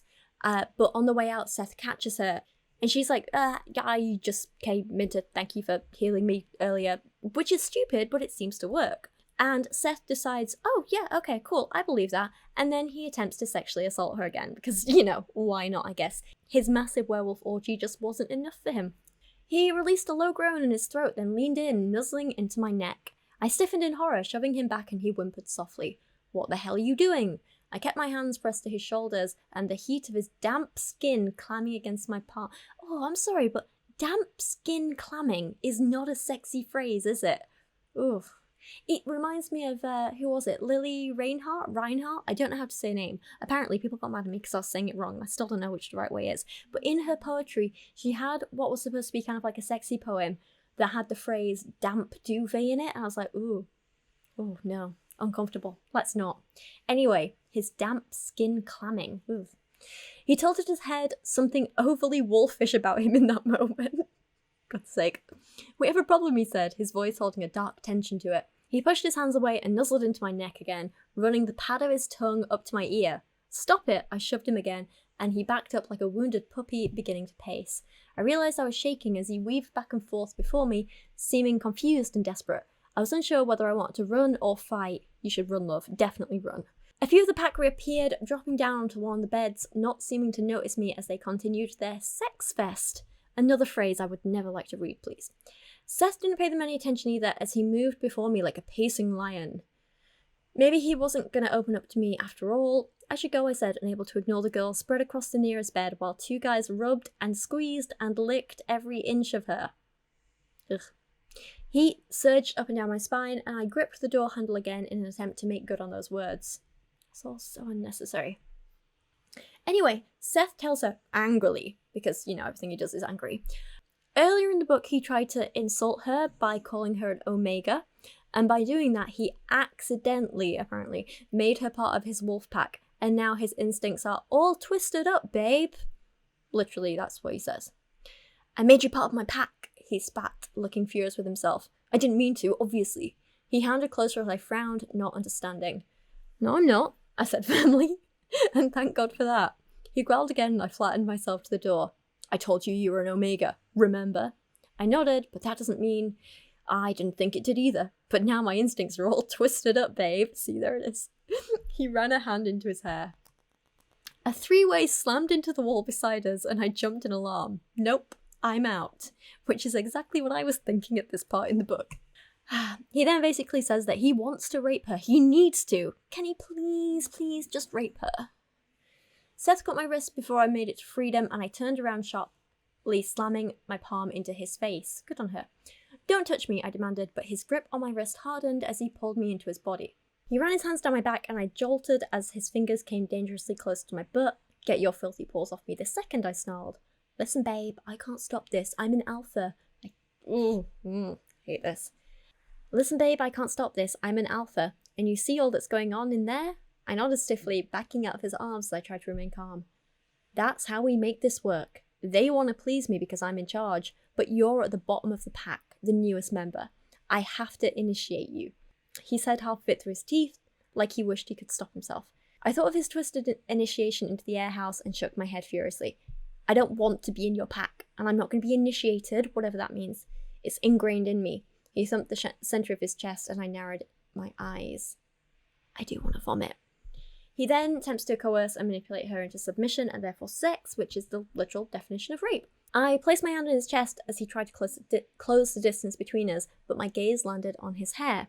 My insides knotted and my shoulders stiffened, but if I could put up with this for a few seconds, I could maybe... It took everything I had to let my body go slack and allow my own personal tormentor to wind his arms around me. He pawed at me greedily, his lips brushing against my temple and then moving dangerously close to my mouth as he released a breathy groan. You have to either please me or challenge me, babe. Pleasing is easier. This whole thing here of her just like going slack, that is what a lot of mostly women do when they're being assaulted. This is sexual assault. She is having a completely normal response to sexual assault. Anyway, I shuddered, but I guess he mistook it for a shiver of pleasure as he leaned in closer. My throat burned like acid at the idea of him kissing me again, but I'd let him think he could just for a few seconds longer. He drew me flush against him so that I felt every hard angle of his body. I wrapped my hands around his shoulders, hating the way it spurred him on as he dragged me even closer with a desperate moan. I reached into his hair, wrapping my fingers in it, and tugged sharply. He gasped excitedly, and my skin crawled as he rutted against me, pressing his hard length into my stomach. Just one night, he begged, as I tilted my head back so he couldn't get his mouth too close to mine. That's all it takes. Then I can forget about you. You'll just be a bottom-feeding omega. I hate this. Thankfully, she's just using it as an opportunity to steal his hair so that she can use it in the flea summoning spell, and then she leaves, but she still feels violated and disgusted. Again, she uses those words. This man is an attempted rapist multiple times over. He has repeatedly attempted and actually sexually assaulted her. None of this is sexy. Stop trying to make him happen as a love interest. It's horrifying. And also, how are there still 200 pages left of this book? I am just mentally exhausted by this. Seth gets another chapter. I don't care. He tries to go back to his orgy, but they're interrupted by fleas. Thank God for fleas. More fleas, please. This book needs so many more fleas. They give us wonderful lines like, I love you, Alpha, but I can't get fleas just before my midterm, and it's not true, I roared. I'm your Alpha. I couldn't stop scratching as the itching burrowed deeper, and I clawed at myself, scoring red stripes across my skin. This is so badly written, it's wonderful, and it's funny for all the wrong reasons. I love it, I love it. Tori's chapter, and it's the night of the party that Darius is forcing the twins to go to. Darcy has dressed herself in some midnight blue ball gown and apparently 4-inch stilettos. The Celestial Council weren't going to meet a pair of innocent girls who they could push around tonight. I was dressed for war, and I was prepared to hold my own. Yeah, I always go to war in uncomfortable, revealing dresses and shoes I can barely walk in. It's the sensible choice. Darius comes to meet her, and Darcy texts to say that she's with Orion, and they'll meet them just before the party. On the way out, they bump into Milton, who Tori has anonymously sent a very expensive gold watch to, because she's trying to frame him for stealing all of Darius's gold, remember? Darius's ex walks in and throws a little tantrum like she's a 12-year-old girl because her ex is standing next to another girl. Great, lovely, I don't care. And then Darius warns her, no doubt you won't take my advice, but I would encourage you to not speak to my father the way you speak to me. What's he gonna do? Try and drown me? No one's that twisted, right? Darius caught my hand and suddenly pulled me around to face him. My heart slammed into my ribs and I tried to pull back my hand, but he didn't let go. The orb was just ahead of us, but he held me still instead of letting me carry on to meet with Darcy. Who do you think wanted me to do that? He asked, his voice dangerously low. I'm warning you, don't push him. He's one of the most powerful Fae in the whole of Solaria, and he always gets what he wants. Just nod when it's appropriate for you to nod, say please and thank you, and don't let your smart mouth run away with you. I'm not telling you this for my benefit. Yeah, on the whole murder thing, just because you were doing it because Daddy asked you to, still doesn't excuse it. You still tried to murder her. You and your dad are both scum, we get it, you know? Right, so they go outside to meet everyone else, Darcy, Orion, Seth, Caleb, Max. Honestly, this is the most dangerous situation in this world, in this fantasy world, not this world, the fantasy world that I can think of. Being alone with 5 dangerous, abusive men who hate you, and have tried to kill you. Why are they doing this? Ugh. Blah blah blah, they get there, the house is, oh my god, it's super big, like 3 Buckingham Palaces, and you're so fancy, and it's all this gold, and I don't care. I really don't care. They meet the parents, and I cannot deal with how this is written. The dad is apparently hot, but intimidating, like all of the men in this book. And they keep referring to him as Daddy Acrux. Daddy, chill. I can't with this book. Daddy Acrux swept down the stairs with his wife on his arm and captured every inch of my attention in an immaculate blue suit complete with medals pinned to his chest. His blonde hair was styled perfectly and drew my eye to the strong lines of his face. He had a look of Darius about him, but his angles looked sharper, more predatory. He was a huge man, at least as tall as Darius, his broad frame packed with muscle in much the same way. His gaze bored into mine as he assessed me, and I kept my chin high as I stared right back. Just when I thought my knees might start trembling from the intensity of his stare, he swept his attention to scrutinize Darcy, releasing me. Okay, kinda cringy, but we get it, it's fine. He's like every other man in this book. But it gets worse. It gets so much worse. Do you remember, was it this book or the last? I can't remember. They were talking about the twins' parents, and they were like, oh yeah, the dad is such a big, strong man, and he was so powerful, and he controlled 3 elements, and he did this and this and this, and he was like a savage ruler, and his wife was really pretty. She was beautiful. And they just like absolutely downplayed the twins' mother completely. She was just like eye candy on his arm. That's exactly what they do here. Oh, it's the worst. I can't believe I don't have to read this. I let out a slow breath, looking at Darius's mother instead. Holy fake tits.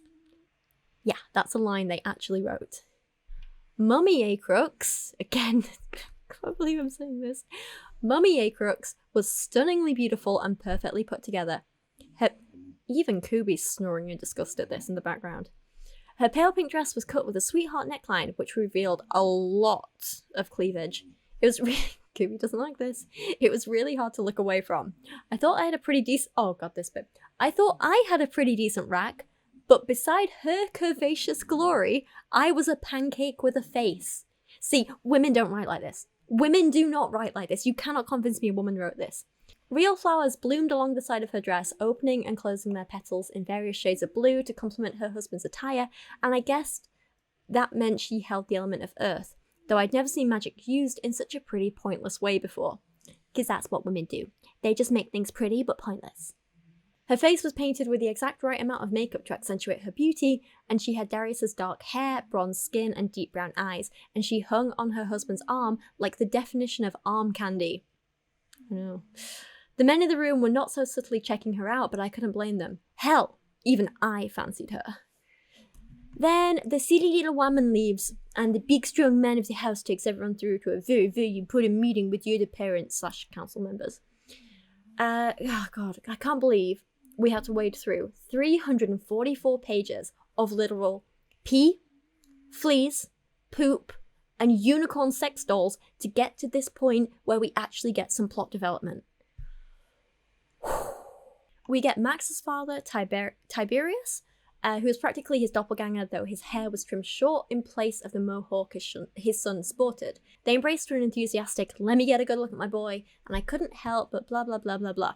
Seth's mother Antonia was all werewolf, pouncing on her son and brushing her hands through his hair as he nuzzled against her with a wide smile. She even dragged her tongue up his cheek in a wolfy kiss, and I almost laughed in response. Her hair was russet brown, flecked with copper, which caught the firelight, and her eyes were pale grey and shone with an intelligent kind of cunning. Of course, there's an Oedipus thing going on there. Ugh, grim. Don't know if any of you have ever dated a guy who's got kind of like a mum like that, where they do the kind of like creepy incest thing. It's not good. You ever see that? Run. Get out of there. He's not worth staying. Caleb's mother Melinda smiled broadly at her son. She shared his golden curls and looked like a 50s pinup girl in a white dress which flared out around her legs. She pressed a kiss to Caleb's cheek, leaving a print of pink lipstick behind on his skin, which she wiped away affectionately. Does no one in these books just look like a nice, normal, average person? Why do they all have to have supermodel good looks? It's unrealistic. But because this is such an incredibly important political meeting, which may or may not end in their deaths, Tori and Darcy decide to be mature and responsible adults and start downing tequila shots. I wish I was joking. Sure, I'll take a shot of tequila, I said, not bothering to choose anything with more class to it. This was who I was, and I wouldn't apologise for it. I'll have a rum and coke, Darcy requested. Lionel was assessing us, that's Darius's dad. Lionel was assessing us like we were something he might just like to eat, and I straightened my spine accordingly. A crystal glass appeared in my hand a moment later, and I knocked the drink back in one hit, because why the hell not? Because you're in a political meeting. I was pretty sure I could use the boost to my courage. 8 sets of very powerful eyes were fixed on us, and I was struck with the realization that if the people in this room wanted to hurt us, then we were well and truly screwed. Deader than dead, beyond the grave. The thought was weirdly reassuring. How? Here we were at their mercy, drinking their fancy tequila like it was no different to the piss water version I was used to at Joey's bar, and we were still breathing. They wanted something from us. I wasn't sure what yet, but it was clear that they weren't going to hurt us. For now. So Darius's father just makes the assumption that Tori must be sleeping with his son and tells her, well, so long as you remember he's only screwing you to pass the time and don't get any ideas about marriage, I'm sure it won't be a problem. So he's just not even hiding his misogyny, is he? You know, women are clearly just sex objects to him to be used and disposed of. Apparently, the fiancé for Darius's arranged marriage is at the party too, and Tori's internalized misogyny comes out here as well. I exchanged a look with Darcy, remembering the conversation I'd overheard in the Wailing Wood, where the heirs were teasing Darius about having to marry his ugly cousin. I looked forward to finding out just how ugly she was once we made it out of this snake pit. Look, maybe instead of putting down a poor woman for her looks, you could have some sympathy for her for being forced into an unwanted arranged marriage with her abusive, dangerous pig of a cousin. Yeah? Just, she's a victim in this. Absolutely. Well, she's horrible when we meet her, but we'll get there. Then we get down to the actual politics. What should be the interesting stuff? The stuff that I actually want to read about. The stuff that could be so interesting. We could have this back and forth. We could have them discussing politics and tactics and who said this and the history of this and what's going to go on. And, you know, we could like really raise some stakes here. And it's a wasted opportunity. We get barely a page of boring nonsense with no tension, no new information, nothing interesting, and it's just resolved like that. Just nothing. Antonia, Seth's mum, says, have you given much thought to your claim? We haven't really given it much consideration, Darcy said. It doesn't even seem real. We have no plans to storm in here and set ourselves up on the throne, though. The councillors all laughed darkly in response to that. I'd imagine you'd have a little trouble doing that even if you wanted to, Tiberius commented, and it almost sounded kind, but there was a threat there. These men and women guarded the empty throne, and they had no intention of letting 2 girls who had grown up in the mortal world sit on it. Well, we don't want to, I snapped, my irritation brimming over a little. We just want to see out our time at the academy, learn how to use our magic, and claim our inheritance of the financial variety. You can keep your empty throne. Just like that? Melinda asked, arching a brow. Just like that, I agreed, and Darcy nodded firmly. Perfect. Then this meeting's come to a natural conclusion. We should go and join the party. And then they all just leave the room. Just, that's it. That's it. 350, 60 odd pages of this book, plus the 425 of the other, for just that. It's the biggest waste of time, and I would like to burn this book. It's dull, that's what it is. It's really, really dull, and it's a wasted opportunity. So the chapter ends, and it switches to Darcy, and everyone just goes to get drunk at the party. Unsurprisingly, one of the people at the party is the man from the terror teacher's photo, because of course he had to be, right? Everything is just handed to these useless characters. You wouldn't want to make them actually work for something themselves, would you? You wouldn't have them ask around and see if they can find out who he is and reach out to him. No, he just has to come to them, you know? The man strode forward to greet us, and I couldn't believe he'd landed right in our laps. Me neither. Forgive my language, your majesties, but ripen my grapes and call me Tallulah. It's an absolute honour to meet you both. He reached out a large palm, and a laugh escaped me as I realised who this man simply must have been related to. Turns out he's Geraldine's father, so that's fun. Geraldine being the leader of their little fan club at school. Great. I mean, couldn't they have just found that out 2 weeks ago by just literally going up to a few of their friends and being like, hey, you know this man? If they'd just shown that photo around, they would have got to this point 2 whole weeks ago. I hate this book. He keeps using phrases like, oh my salty sultanas, and crinkling cucumbers, and I would like to cry. My salty tears, or I don't know. Anyway, I want to cry. Anyway, they've met him, So great, useful, wonderful, right? No. They don't actually bother to have a conversation with him or ask him about Clara Ryan like they should be doing. Instead, he just wanders off. Because we wouldn't want any actual plot happening, would we? Why give us an interesting story when we can just be tortured by werewolf orgies and playing keep away with hats and people peeing on girls in the wood for 50, 60, 400 pages? Max pulls the girls away to some shots that they already have lined up, and sensibly, one of the few sensible things they do in this book, they decline because they say, I think I'll get my drinks from a less shady room, thanks. Yeah, I'm gonna decline the date rape, Tori smiled hollowly. Great, wonderful, they can be sensible sometimes. Good job, good job. Life pro tip, ladies, do not take drinks from abusive men who have already tried to rape and kill you. Then Mildred, Darius's arranged fiancée, arrives, and the authors decide to make her the butt of everyone's jokes, despite the fact that she is also a massive victim of this racist, misogynistic, and oppressive system too. She comes in saying, I thought I saw you scurrying in here, hubbykins. A girl in a vivid orange dress stepped into the room, and I had to look up at her towering height and shoulders, which nearly matched the breadth of the airs. Her teeth protruded a little from her lower jaw, and her eyes seemed to wander, never landing on one spot. Her hair was a massive brown frizz with a pink bow clipped into the top of it, perfectly matching with her violently bright shade of eyeshadow. There's just no need for this. She's a perfectly normal looking woman, just show her a bit of respect. She starts to get really mean towards everyone else, and then they decide to mock her for having one single facial hair. Like just one hair on her chin, that's it. Everyone points it out, it's horrible, horrible. Like a completely normal thing that happens to most women at some point in our lives. A knot of sympathy tugged at my gut, but Mildred didn't seem to care about their mocking. She stepped towards Seth with a wicked grin, and his smile fell away. Oh, and what's wrong with that exactly, Seth Capella? You like your girls hairy, don't you? Seth gulped at her in answer. What the hell does that mean?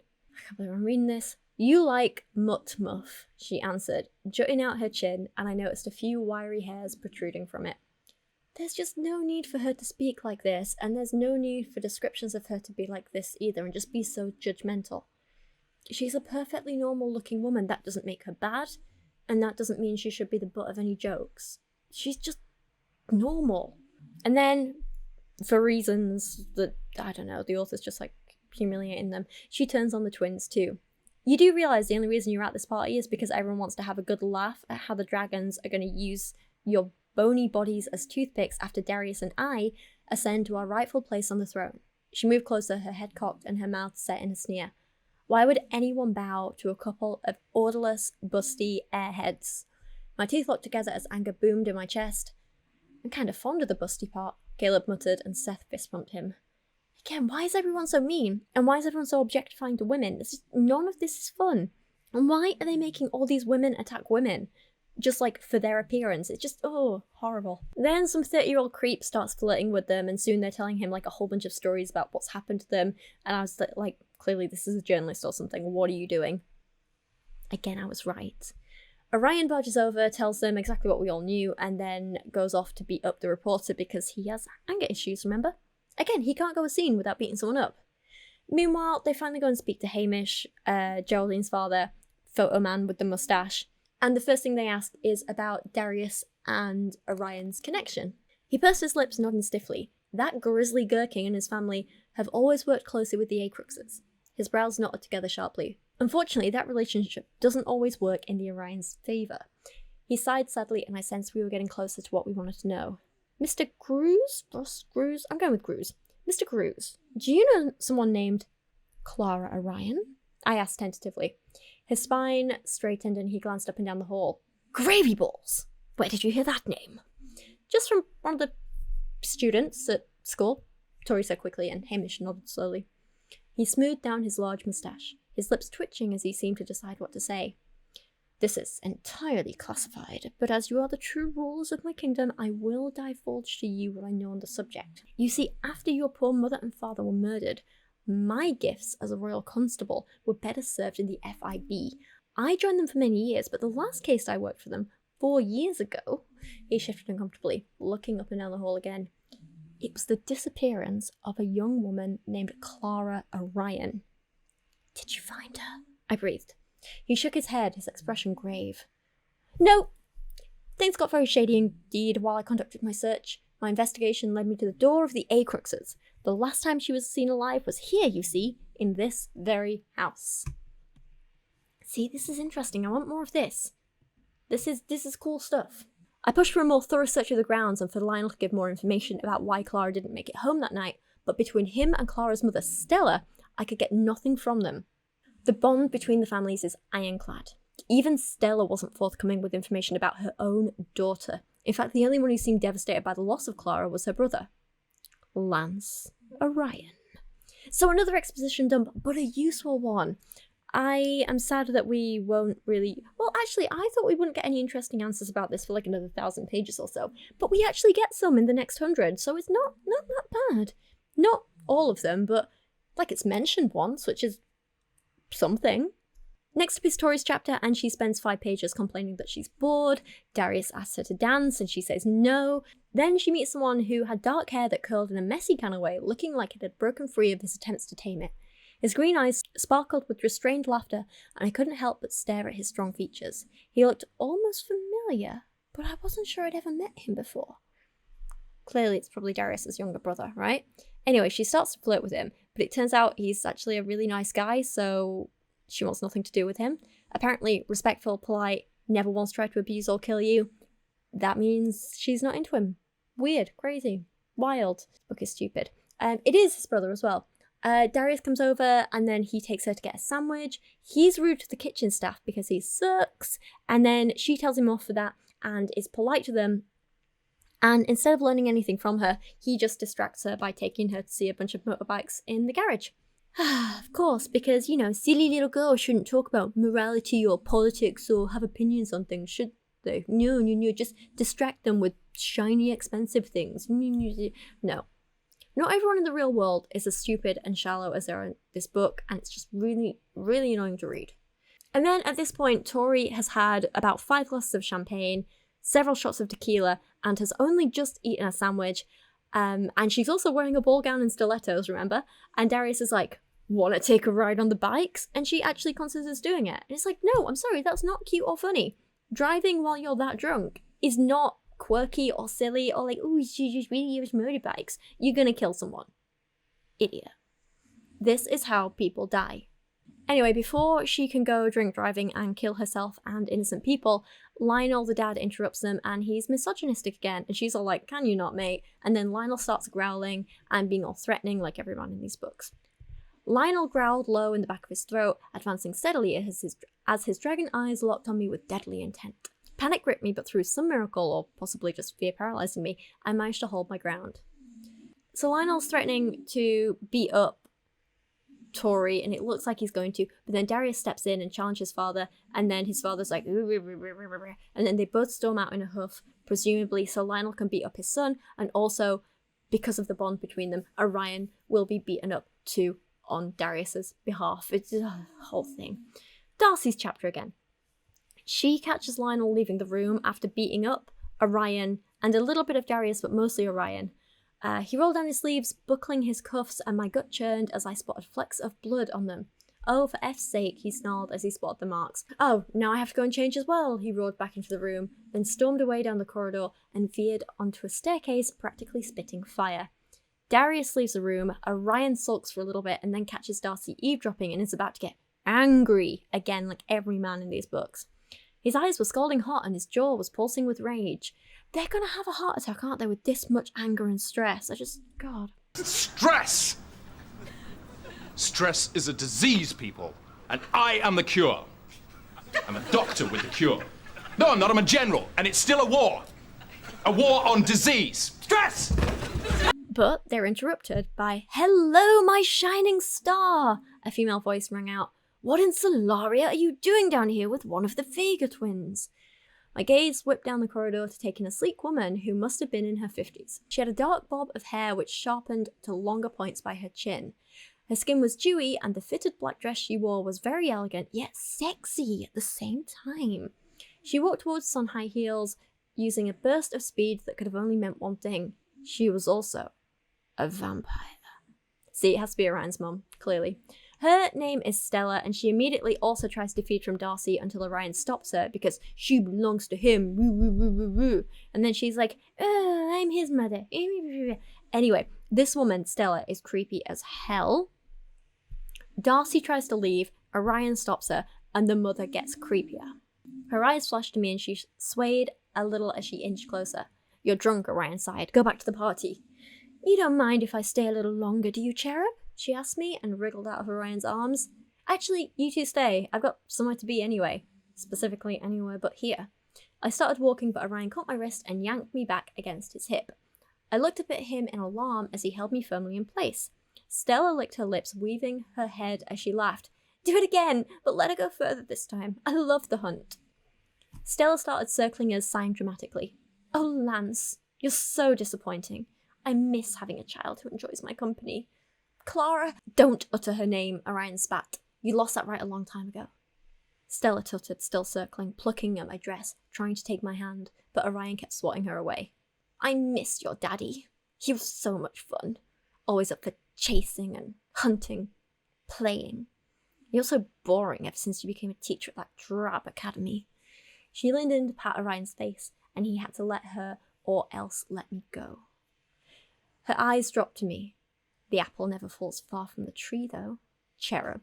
Just like the savage king's blood runs in your veins, so does the predator's in my baby boy's. If he wasn't bound by so many rules and consequences, he'd chase your pretty neck all around this house and drain you dry when he caught you. Stop it, I snapped, anger climbing in my chest.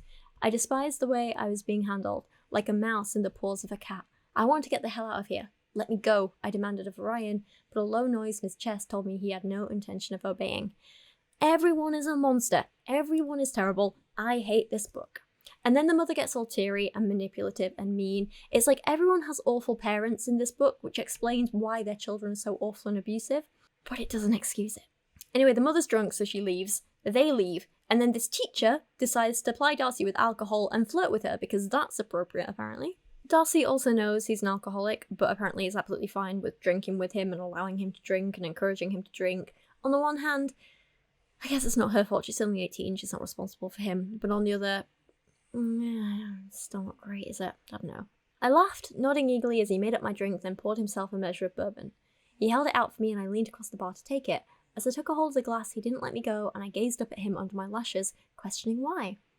Have I told you how exceptionally beautiful you look tonight, Darcy? Darcy! He said my name, for the first time ever. And why did it sound like so much more than a name when he spoke it? It was like he'd fired an arrow and it had punctured a flesh wound in me at the exact same moment. Hell, I need to get over this guy. Why was I so caught up on him? I mean, at least he's not physically hurting her in this very moment, but he still has plenty of other times, so I still hate him, and he's still a teacher, and it's still grooming and creepy, and stop it. Nope. Unbelievable. That's what it was. We always want what we can't have, and Professor Orion was off limits. Simple as that. And those muscles. And that beard. And the dark eyes. And the dimple. But that was it. Ugh, stop it.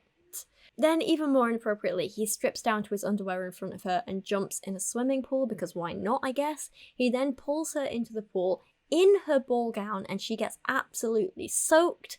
But it's okay, because apparently he creates a bubble of air around them after she's already wet, so that they can hang out underwater. And I think this is supposed to be romantic, but to me it just sounds like hell. His shining skin drew my attention, and I became enslaved to the need to explore every inch of his flesh. His body brought on an ache in me that I hadn't known for a long time. Since my ex had dumped me after I'd given him my virginity, I hadn't done more than fool around with guys. The desire to go further had never really risen again, not until Orion. And I had never in all my life wanted anyone like I wanted him. His beard had been trimmed even shorter for the party, revealing the powerful cut of his jaw and the divine dimple in his cheek. Oh, he brought me here alone, cordoning me off from the world, and the blazing intensity in his gaze made me hope that maybe he was about to drop the teacher act for one night, but admit he was drawn to me too. Can you just not start sentences like this with and like learn how to use commas, please? I think that's part of why I'm struggling with reading this so much, because it's so poorly written. Like, they don't use grammar correctly, so I don't know where to put the actual pauses. I'm having to like rewrite it in my head as I'm reading it, and it's really difficult. He glanced above us and his brow furrowed heavily. Up there are 1,000 reasons why we can't be together. I swallowed thickly, goosebumps rushing along my skin in response to his words. I pressed my back to the cool tiles of the pool, and the goosebumps spread even deeper, evoking a shiver across my body. Yeah, and down here there's a good reason why you shouldn't be together too.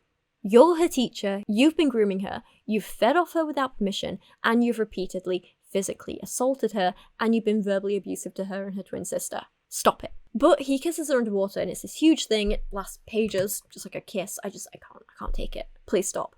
It's full of awful lines like, "It was gunpowder meeting fire, and the result was an all-consuming blaze which burned me up from the inside out. And my hands finally got their deepest wish and roamed down the plains of all that gloriously golden skin.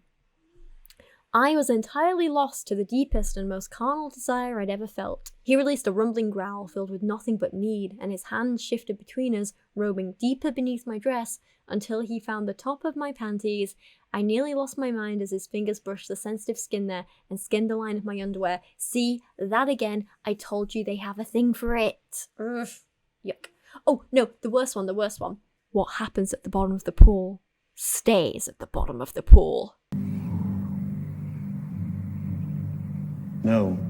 Anyway, he uses his magic once they're out of the water to dry her dress, and apparently this makes it all okay again, but surely it's still gonna stink of chlorine, right? And apparently he uses his magic to dry her hair as well, which just magically falls back into these perfect curls.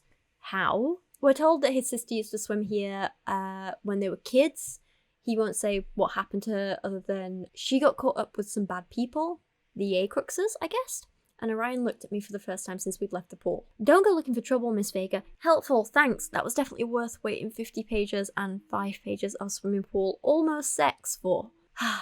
They go inside and Orion shows Darcy a picture on the wall of his sister, and then he hears a noise and he runs off upstairs. Meanwhile, Darcy takes the photo off the wall and finds another tarot card behind it. Because why not, I guess? I mean, if you think a family's so dangerous and you're trying to warn someone about them, why leave a clue inside their house? It makes no sense. How did this professor even get inside the house? Ridiculous. Anyway, this is the plot. This is happening. We just have to accept it. My heart hammered with excitement as I discovered what I'd somehow known would be there. One of Astrom's tarot cards lay beneath it, with a horned red beast sitting upon the throne. "The Devil" was printed at the base of it, and fear crawled into my gut as I turned it over to read the inscription on the back. "Do not underestimate the beast who shadows you. He is the ultimate power, ruling over your lives and the lives of many others. Beware of his lies.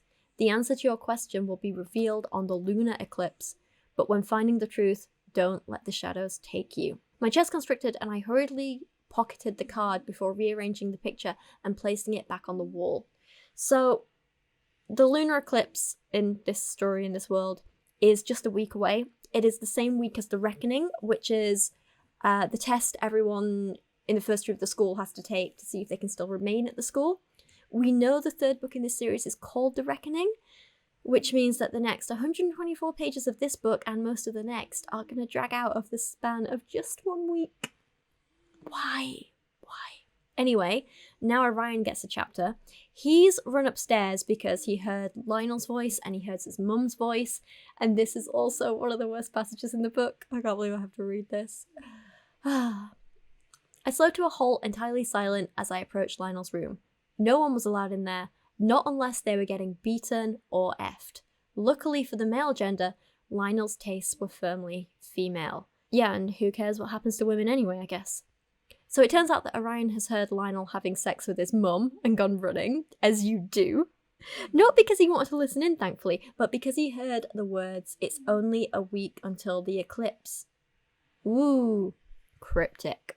One thing he hadn't banked on when he bound me to his son was I had to protect him from everything, including his sadistic bastard of a father. So if standing there listening to Uncle Lionel nail my mother could help me protect him, that was exactly what I had to do. Oh my god. It's days like today I wish I couldn't read. Anyway, here's what he overhears. Lionel, we chose poorly last time. Stella, we should have used Lance. Lionel, you don't really mean that. He's got some use, and at least he's fulfilling his purpose without complaint these days. Stella, you're such a bad man. You know how to put a fae in their place, don't you, Lionel? Me, puking everywhere. So it sounds like, well, we don't know. This is what I think. There's some sort of sacrifice or something at the eclipse. There's mention in the last book of like dark magic. This is probably some sort of dark magic sacrifice, right? Like, the devil or something, I don't know. And I reckon at the last one, they sacrificed Clara, the sister, and Stella now wishes that I'd been Lance, Orion, her son, instead. What lovely people. More heavy breathing and wall banging followed, and I wondered if it was actually worth me eavesdropping on my mother's sexcapades for information, or if I was torturing myself for no good reason. I wondered the same thing about reading this and making this video. Lionel says, I won't make the same mistakes again. This time we'll pick the right Fae. Yeah, I reckon they're gonna sacrifice some, like, some ritual or something. I don't know. Orion runs off to tell Darius, and he says if they succeed this time, who knows what hell they could unleash. And Darius says, I'll have to come home more often, see if I can get Father to tell me anything, or trust me some more. Then Orion and Darius discuss how to get rid of the Vega twins. Do they send them back to the mortal world, or do they keep them here where they can just keep an eye on them? Like, it's up to these two random men what two women decide to do with their lives. Ridiculous. Orion keeps drinking and admits that he's an alcoholic since Clara died, but he refuses to admit that it's a problem at all. Great, wonderful, love it. Again, like, sorry, but you're not making him seem like an appealing love interest here. And it feels dangerous to romanticize a medical problem in this way. You know, like, if he has an alcohol problem, fine. If he can acknowledge it and overcome it, that's a really amazing, powerful story and great character development. But instead they romanticize it by having Darcy say things like, I want to taste the bourbon on his lips. Like, stop it. You're enabling him and you're going to get him killed. Tori's chapter again, and oh my god, I forgot about this. Oh, I don't want to read this. Caleb comes up and tries to bite her, and she's like, ha ha ha, let's make it a game. And they play hide and seek to see if he'll feed from her tonight. Yeah, relatable. I guess we've all been there, right? She keeps saying things like, sneaking around the private rooms of Daddy Acrux's house was probably a terrible idea, but there was a good chance Caleb would think I'd be too chicken poop to do it. Can she please just stop saying Daddy Acrux? Please. She ends up in his office/library and finds books like Beating the Accursed, Advanced Predictive Charting, and Building a Strong Wall. What wall? God's sake. Building a Strong Will. Clearly, Daddy Acrux is a self-help bro. I bet he's also subscribed to Hustlers University, isn't he? Anyway, Lionel comes into the room while she's hiding in there, and apparently he's not bothering to use any of his dragony senses to hear her or literally smell her right there. I assume dragons have them, right? I don't know. Anyway, he makes a phone call and he's like, is it done? And other useless nonsense that tells us nothing. But we do know that he's angry. Shocking, I know. He starts growling to himself, as all men do. And he also prowls, which is something that a lot of men do in this book. Not as much as snarling and growling, I'm afraid. Only 9 prowls. But, you know, it could be worse. I expect at least 15 prowls in the 3rd book, please. More prowlage. Caleb finds her hiding, and they run around a bit more, and they end up in the casino room, where they kiss. My hands landed on his shoulders like I was going to push him off me, but I didn't. And why am I always a sucker for the bad guys? And why does it always feel so good? Oh, I can answer this one. I can. Because the 2 sisters writing this have a lot of problems and need a lot of therapy, and they're passing their issues on to you, the fictional characters. Caleb then tries to convince Tori to have sex with him by using sexy, sexy lines like, you want to play another game, sweetheart? Alright, calm down, Jigsaw. Hello. Do you want to play a game? He does manage to get her naked though, and he proves what an articulate gentleman he is by gazing hungrily at her and saying, and be warned, even Shakespeare couldn't write romance like this, right? Holy shit, Tori. Beautiful. Beautiful. Poetry. When is a man gonna say that about me? Never. Never. I'm just not as perfect as Tori. And I will never meet a man who is as much of a wordsmith as Caleb here. The sex scene goes on for multiple pages, which I will not torture you with, but it does include gems like, I watched as he pushed his boxers off, revealing every inch of him, and my mouth dried up with desire. He grinned as he kissed me again, hard enough to bruise my lips. It's not sexy. My nails were digging into his shoulders, and I was glad that he'd cast the silencing spell because I was making enough noise to be heard in the party downstairs. God's sake. Oh, it's the worst, it's the worst. Meanwhile, he is muttering sweet nothings in her ear like, fuck. And, well, no, that's it actually. That's all he says. Like I say, a wordsmith. Beautiful. Poetic. I don't know about you guys, but the way to my vagina is one syllable swear words. Absolutely. Just to clarify, that was a joke. Please don't start swearing at me. This, like I say, goes on for several pages, and I hope to God she is on birth control, because he did not use a condom, there were no mentions of condoms, and knowing what this school is like, she will need to get tested immediately for STIs. He is probably carrying everything. This was so irresponsible. They didn't even have, like, a brief conversation about contraception or anything beforehand. It's just terrible, terrible. Darius bursts in when they are just like post-sex, but they are dressed, thankfully, and he is in his natural state, which is Angie, and he says that his dad wants to see all the guys downstairs before everyone leaves, and as they leave, Tori thinks to herself, I turned the other way and headed back towards the stairs to find Darcy and get the hell away from Acrux Manor. Hooking up with Caleb Altair might not have been on my list of things to do tonight, but it hadn't been the worst thing I'd ever done. Really, Tori? Really? Because I can't really imagine much worse, to be honest. Like, what else did you do? Kick a puppy? Strangle your secret twin in the room? They're the only things I could think of that would be worse than this choice. I mean, not that I want to victim blame, but come on. I am all for female empowerment. I am all for women being in control of their sexuality, enjoying their sexuality, embracing that. I love that. I mean, hell, look at the sponsor of this video. It's all about that. But I just don't like seeing abusive men being rewarded for being abusive. It's entirely different. If she made this decision to sneak off from a party and go have sex in a casino room with even just a random stranger who'd just been nice to her, I would support that more than this. Absolutely. As long as the man was nice and respectful, you know? Which Caleb isn't. He tried to kill her. Darcy's chapter again, and it is the next day after the party. Off-page, Tori and Darcy discussed the new tarot card, something which might have actually been interesting, but no, they have to skip all the good stuff, don't they? Darcy raises the excellent question of, if Astrum knew something we needed to hear, why had he set up this convoluted game to tell us? Why not just spell it out plainly? Exactly, I'd like an answer to that too, please. Anyway, this day, Darcy wakes up and she takes the griffin poop out of her wardrobe. Apparently, it's just been sat in a bag in her wardrobe for a week. Does her room not absolutely stink? Who stores feces in their bedroom wardrobe? Very bizarre. So anyway, she takes it, goes to meet Tori and Geraldine at the sports building. Apparently, this is the day of the big sports game. They are playing sports. They are doing some sports stuff. Geraldine sneaks them into the locker room, which seems like a massive invasion of privacy, but here we are. And they start rubbing the poop on Max's clothes, like his sports ball uniform. We started rubbing it on the inside of his clothes and were soon laughing madly as we layered every inch in a fine powder of griffin poop. This kit was going to make his whole body turn purple and lumpy from the toxic poop, and he'd be forced to quit the match to go and soak it off. We stuffed the poop back in the bag and I tossed it in the trash before we carefully hung the kit back up and returned it to his bag. We were done, we stripped the gloves off and high-fived, grinning wickedly. And now they're endangering his health. Part of me is fine with seeing an abuser suffer. The other part of me just can't deal with this childish nonsense. Now, if you were worried there wasn't enough misogyny in this book, don't worry.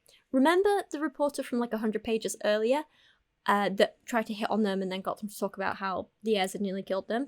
Well, he has published his article, and it turns out that he was literally just working for Darius's dad, and no matter what they said to him, he was going to twist everything and write a misogynistic piece of crap. It's all about how awful the twins are. Apparently at the party, Tori was listing her many sexual conquests at the academy, with the sharpness of champagne on her breath, and the reporter was starting to become worried about the mental state of the girls as she rested her hand on my arm and seductively licked her lips. He also does hope she will soon seek counselling for the sex addiction which clearly ails her. Of Darcy, he says, there was something... This isn't funny, but it's actually kind of funny. There was something hindering her mentally. I was patient with her, drawing out answers as best I could, but it seemed the girl had had many delusional episodes during her time at the academy. When I asked about her relationship with the Celestial heirs, she proceeded to dribble on my shoes and stare off into the distance. God's sake, this would be funny if it wasn't so accurate as to how women are actually treated by the media. Anyway. Next chapter, it's Tori's. So Tori starts by heading back to the fire building, and she leaves a ring from Darius's gold collection for Milton so that he'll wear it and it'll provoke Darius to attack him, because Darius is going to definitely know for sure at this point that Milton is the one who apparently stole all his gold. Then she just spends pages and pages hanging out in the common room with nothing really happening except the other girls calling her a whore, and then she calls them brain-dead cretins. Safe to say the authors of this book are not feminists, clearly. We've been through that before. Milton comes in wearing the ring, and Darius gets predictably angry, as he does 30 times a day. He trashes Milton's room, he finds the hidden coins, and then he gets super dragony. Dragon. There's more prowling and growling and smashing and crashing, and silence fell and Milton whimpered where he lay on the floor. I actually felt kind of bad. I'd known Darius would lose his poop, but I hadn't been quite prepared for the level of it. Really? Because he's got anger issues and you know this. Guilt twisted at my insides and I wrung my fingers together uncomfortably. A huge crash sounded upstairs and a few people screamed. The next sound to come was the echoing roar of a dragon intent on burning down the whole world. I looked out the window and spotted Darius wheeling through the sky, breathing a gigantic fireball into existence. So clearly a super mature response from both Tori and Darius. Yeah, one of these people should definitely be ruling over an entire kingdom. Darcy's chapter, and they go watch a game of sports ball in the sports ball arena. Now, it's actually called pitball, but I couldn't care less. They spent several pages trying to describe the rules of pitball. I don't care. I skimmed them. I didn't even read them. I do not care. I don't like sports, not even fictional ones. All the politician parents are there to see their sons play, and other than that, I have absolutely no interest in going over the next few pages of cheerleader routines and loud music and sports ball sportsing. Max gets a chapter, probably just so we can see him suffer firsthand. When he puts on his poop-smothered uniform, it doesn't bother him at all at first, until it somehow touches his testicles, at which point he doubles over in pain. He tries to wash his shorts in water, and it looks like he peed himself. Ha ha ha. This is funny, apparently. Max is benched, and he's told to go to the infirmary, but he's like, oh no, I need to play, sports ball is way more important. And then Orion, who's the coach, tells him to toughen up and play through the pain. That's the end of that chapter. Pointless, thank you. Back to Tori, and she's busy laughing at all the pain and discomfort they've caused when creepy teacher Washer comes running over, and he's like, oh my god, the cards gave me a vision, headmistress. There was terror, and fire, and death. It isn't safe here. This place has been marked. But no one believes him, which is pretty stupid if you ask me, because you know there are murders going on. You know there's all this political unrest. Believe the man. But no, you don't want to interrupt sports ball, do you? He's very important. Even the twins are like, meh. There's pages and pages, but like so many pages of just like sportsing. They did the ball here, and then the ball went here, and then there was some more ball. And Ray, he's kicked the ball. Now the ball's over there. That man has it now. That's an interesting development. Maybe he'll kick the ball. He has indeed, and apparently that deserves a round of applause. Then we get another Orion chapter. He's mad that the team aren't playing well, and no surprise, he's shouty and angry like always. He's all angy, ball, angy ball. It's a pointless chapter. I don't get it. I think it's meant to be kind of deep and meaningful, because it ends with, I'd never, in all the years I'd known them, seen the celestial heirs look so rattled, which I think is an attempt at character development, but I really don't care. Then there's a Darius chapter, which is also boring. We don't need all of these. We don't. Cut them all. Nothing happens except some more sportsing and some more balling, and then they're trying to make the stakes by making us worry that, oh my god, we could lose this game of sports ball. How tragic and terrible, but I don't care. Please lose. It's a random sports match. It's not even like a tournament or a competition, or, well, I mean, it's a competition, but like, it's not like a meaningful competition. If you lose this one, you just play another match next week. You're fine. You're all adults with more important things to worry about. Darcy's chapter, they lose the game. Oh no. Anyway. Oh no. Anyway, last week... Tori's chapter, all the parents, like the celestial parents, leave via Stardust, and Darcy and Tori have to present medals to the other team. Oh god, I need some terror and fire and death, please. I was promised it. Where is it? The captain of the opposite team who won taunts Darius, basically being like, "You suck, maybe the twins should take back their throne." And then the twins are like, "Lol, yeah, think we will," making a joke. And then Darius and Seth just snap in an instant. Like, it's scary. Darcy laughed too, flicking her long hair. "Oh yeah," she agreed. "I think a crown would suit me, actually." Clearly a joke. Quentin yelled out in surprise as a shot of heated energy slammed into him like a freight train, and he was catapulted halfway across the pitch before falling into a heap on the ground. Before I could react in any way, I found a severely pissed off dragon shifter snarling in my face. My breath caught in my lungs, and I blinked up at him as he growled at me.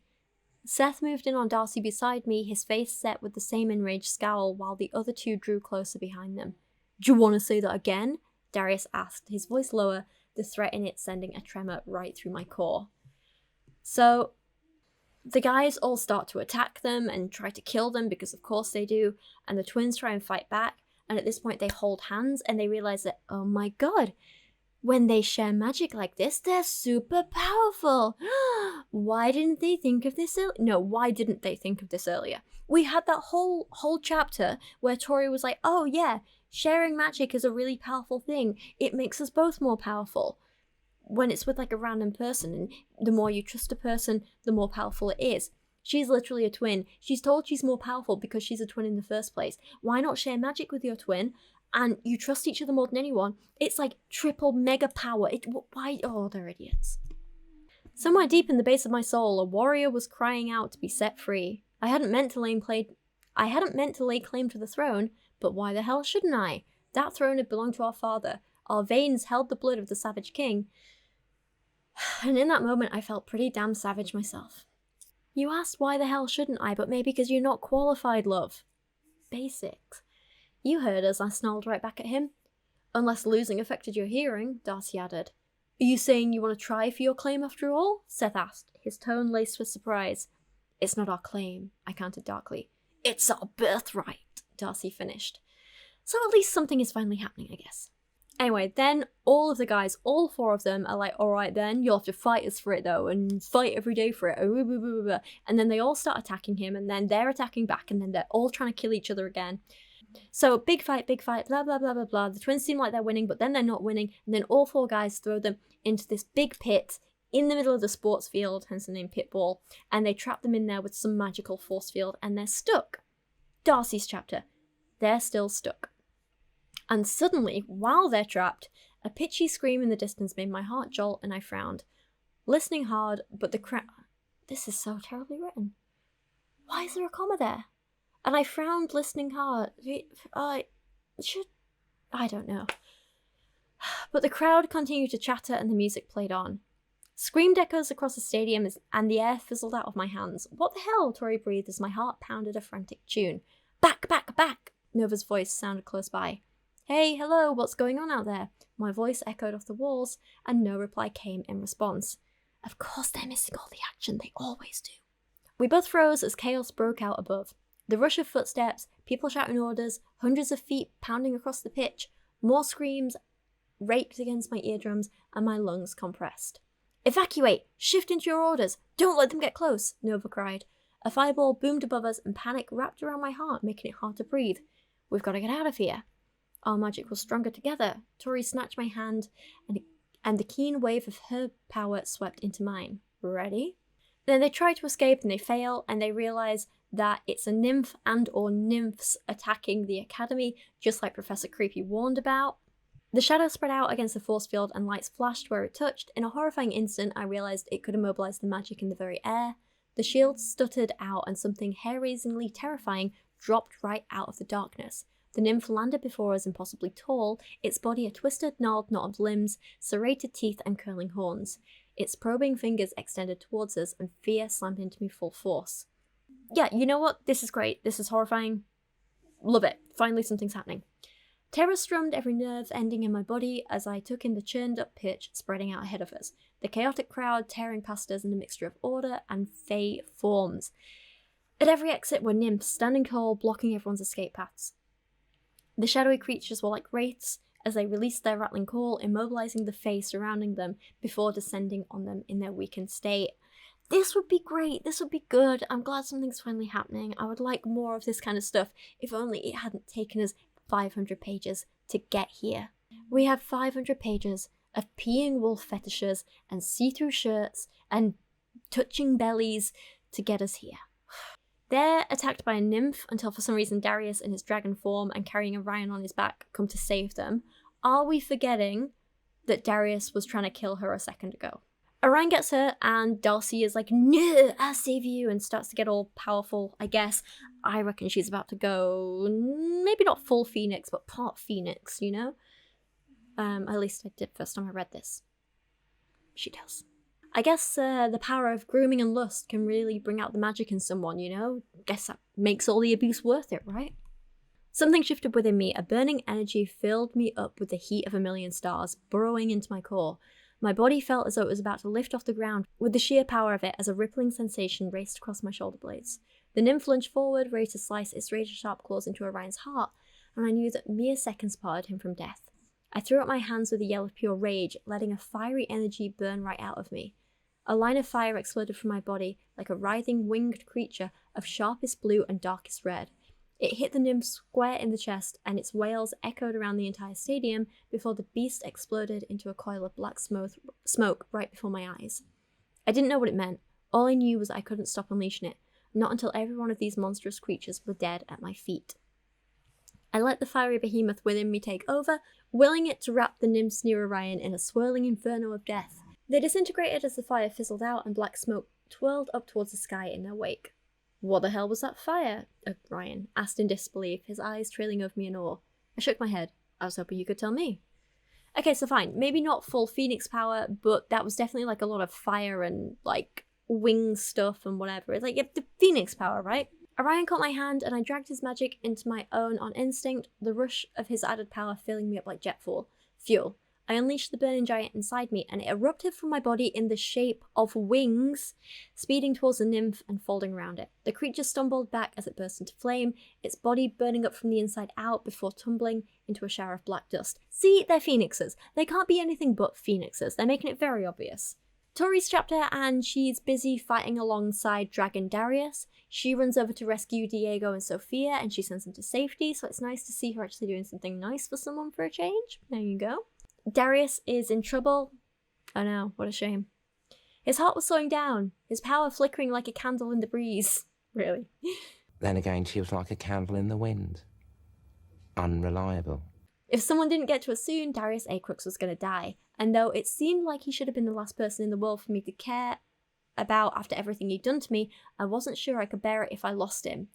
Really? This man has tortured you, abused you, tried to kill you multiple times, including 5 minutes ago, and just threw you in a pit to be killed by nymphs. I mean, he didn't throw you to be killed by nymphs, but he left you in a place where you could have very easily been killed by a nymph. Do you really care if he died? Just leave him to die. Let him die. This book would be 1,000,000 times better if he did. Darcy's chapter again, the nymphs start to flee, so yay, I guess. I wouldn't have minded if they killed everyone, to be honest. Yeah. How do we know the nymphs are really the bad guys in this book?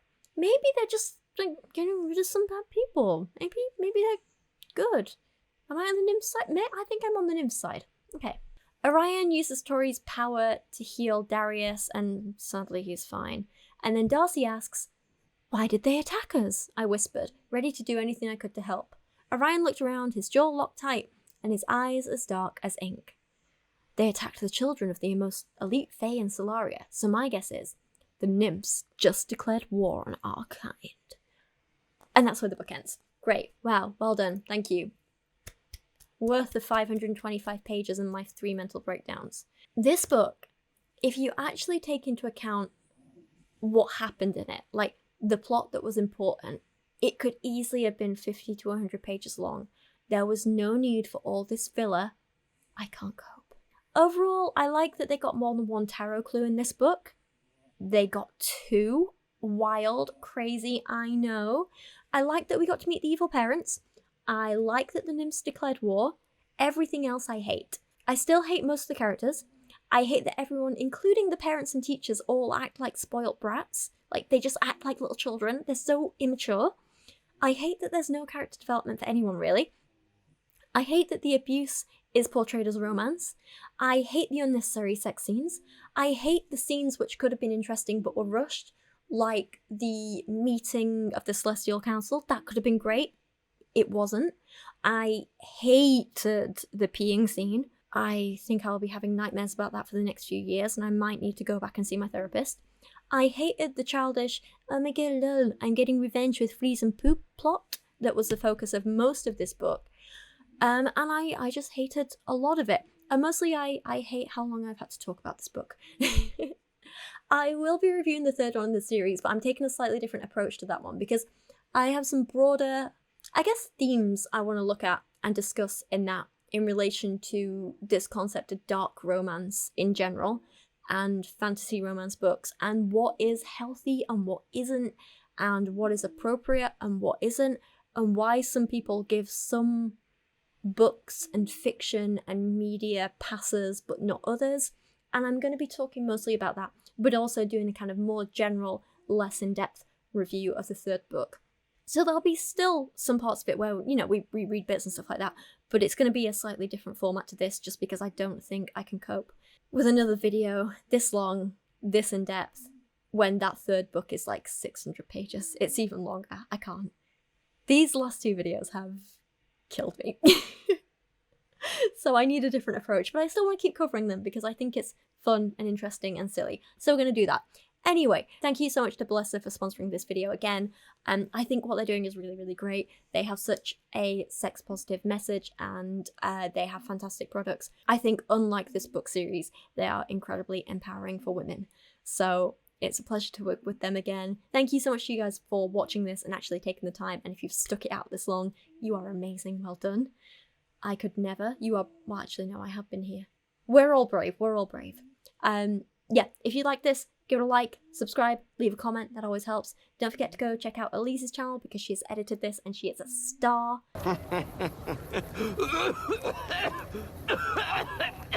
Yeah, no, that's it. Yeah, thank you for watching. I'll see you again soon.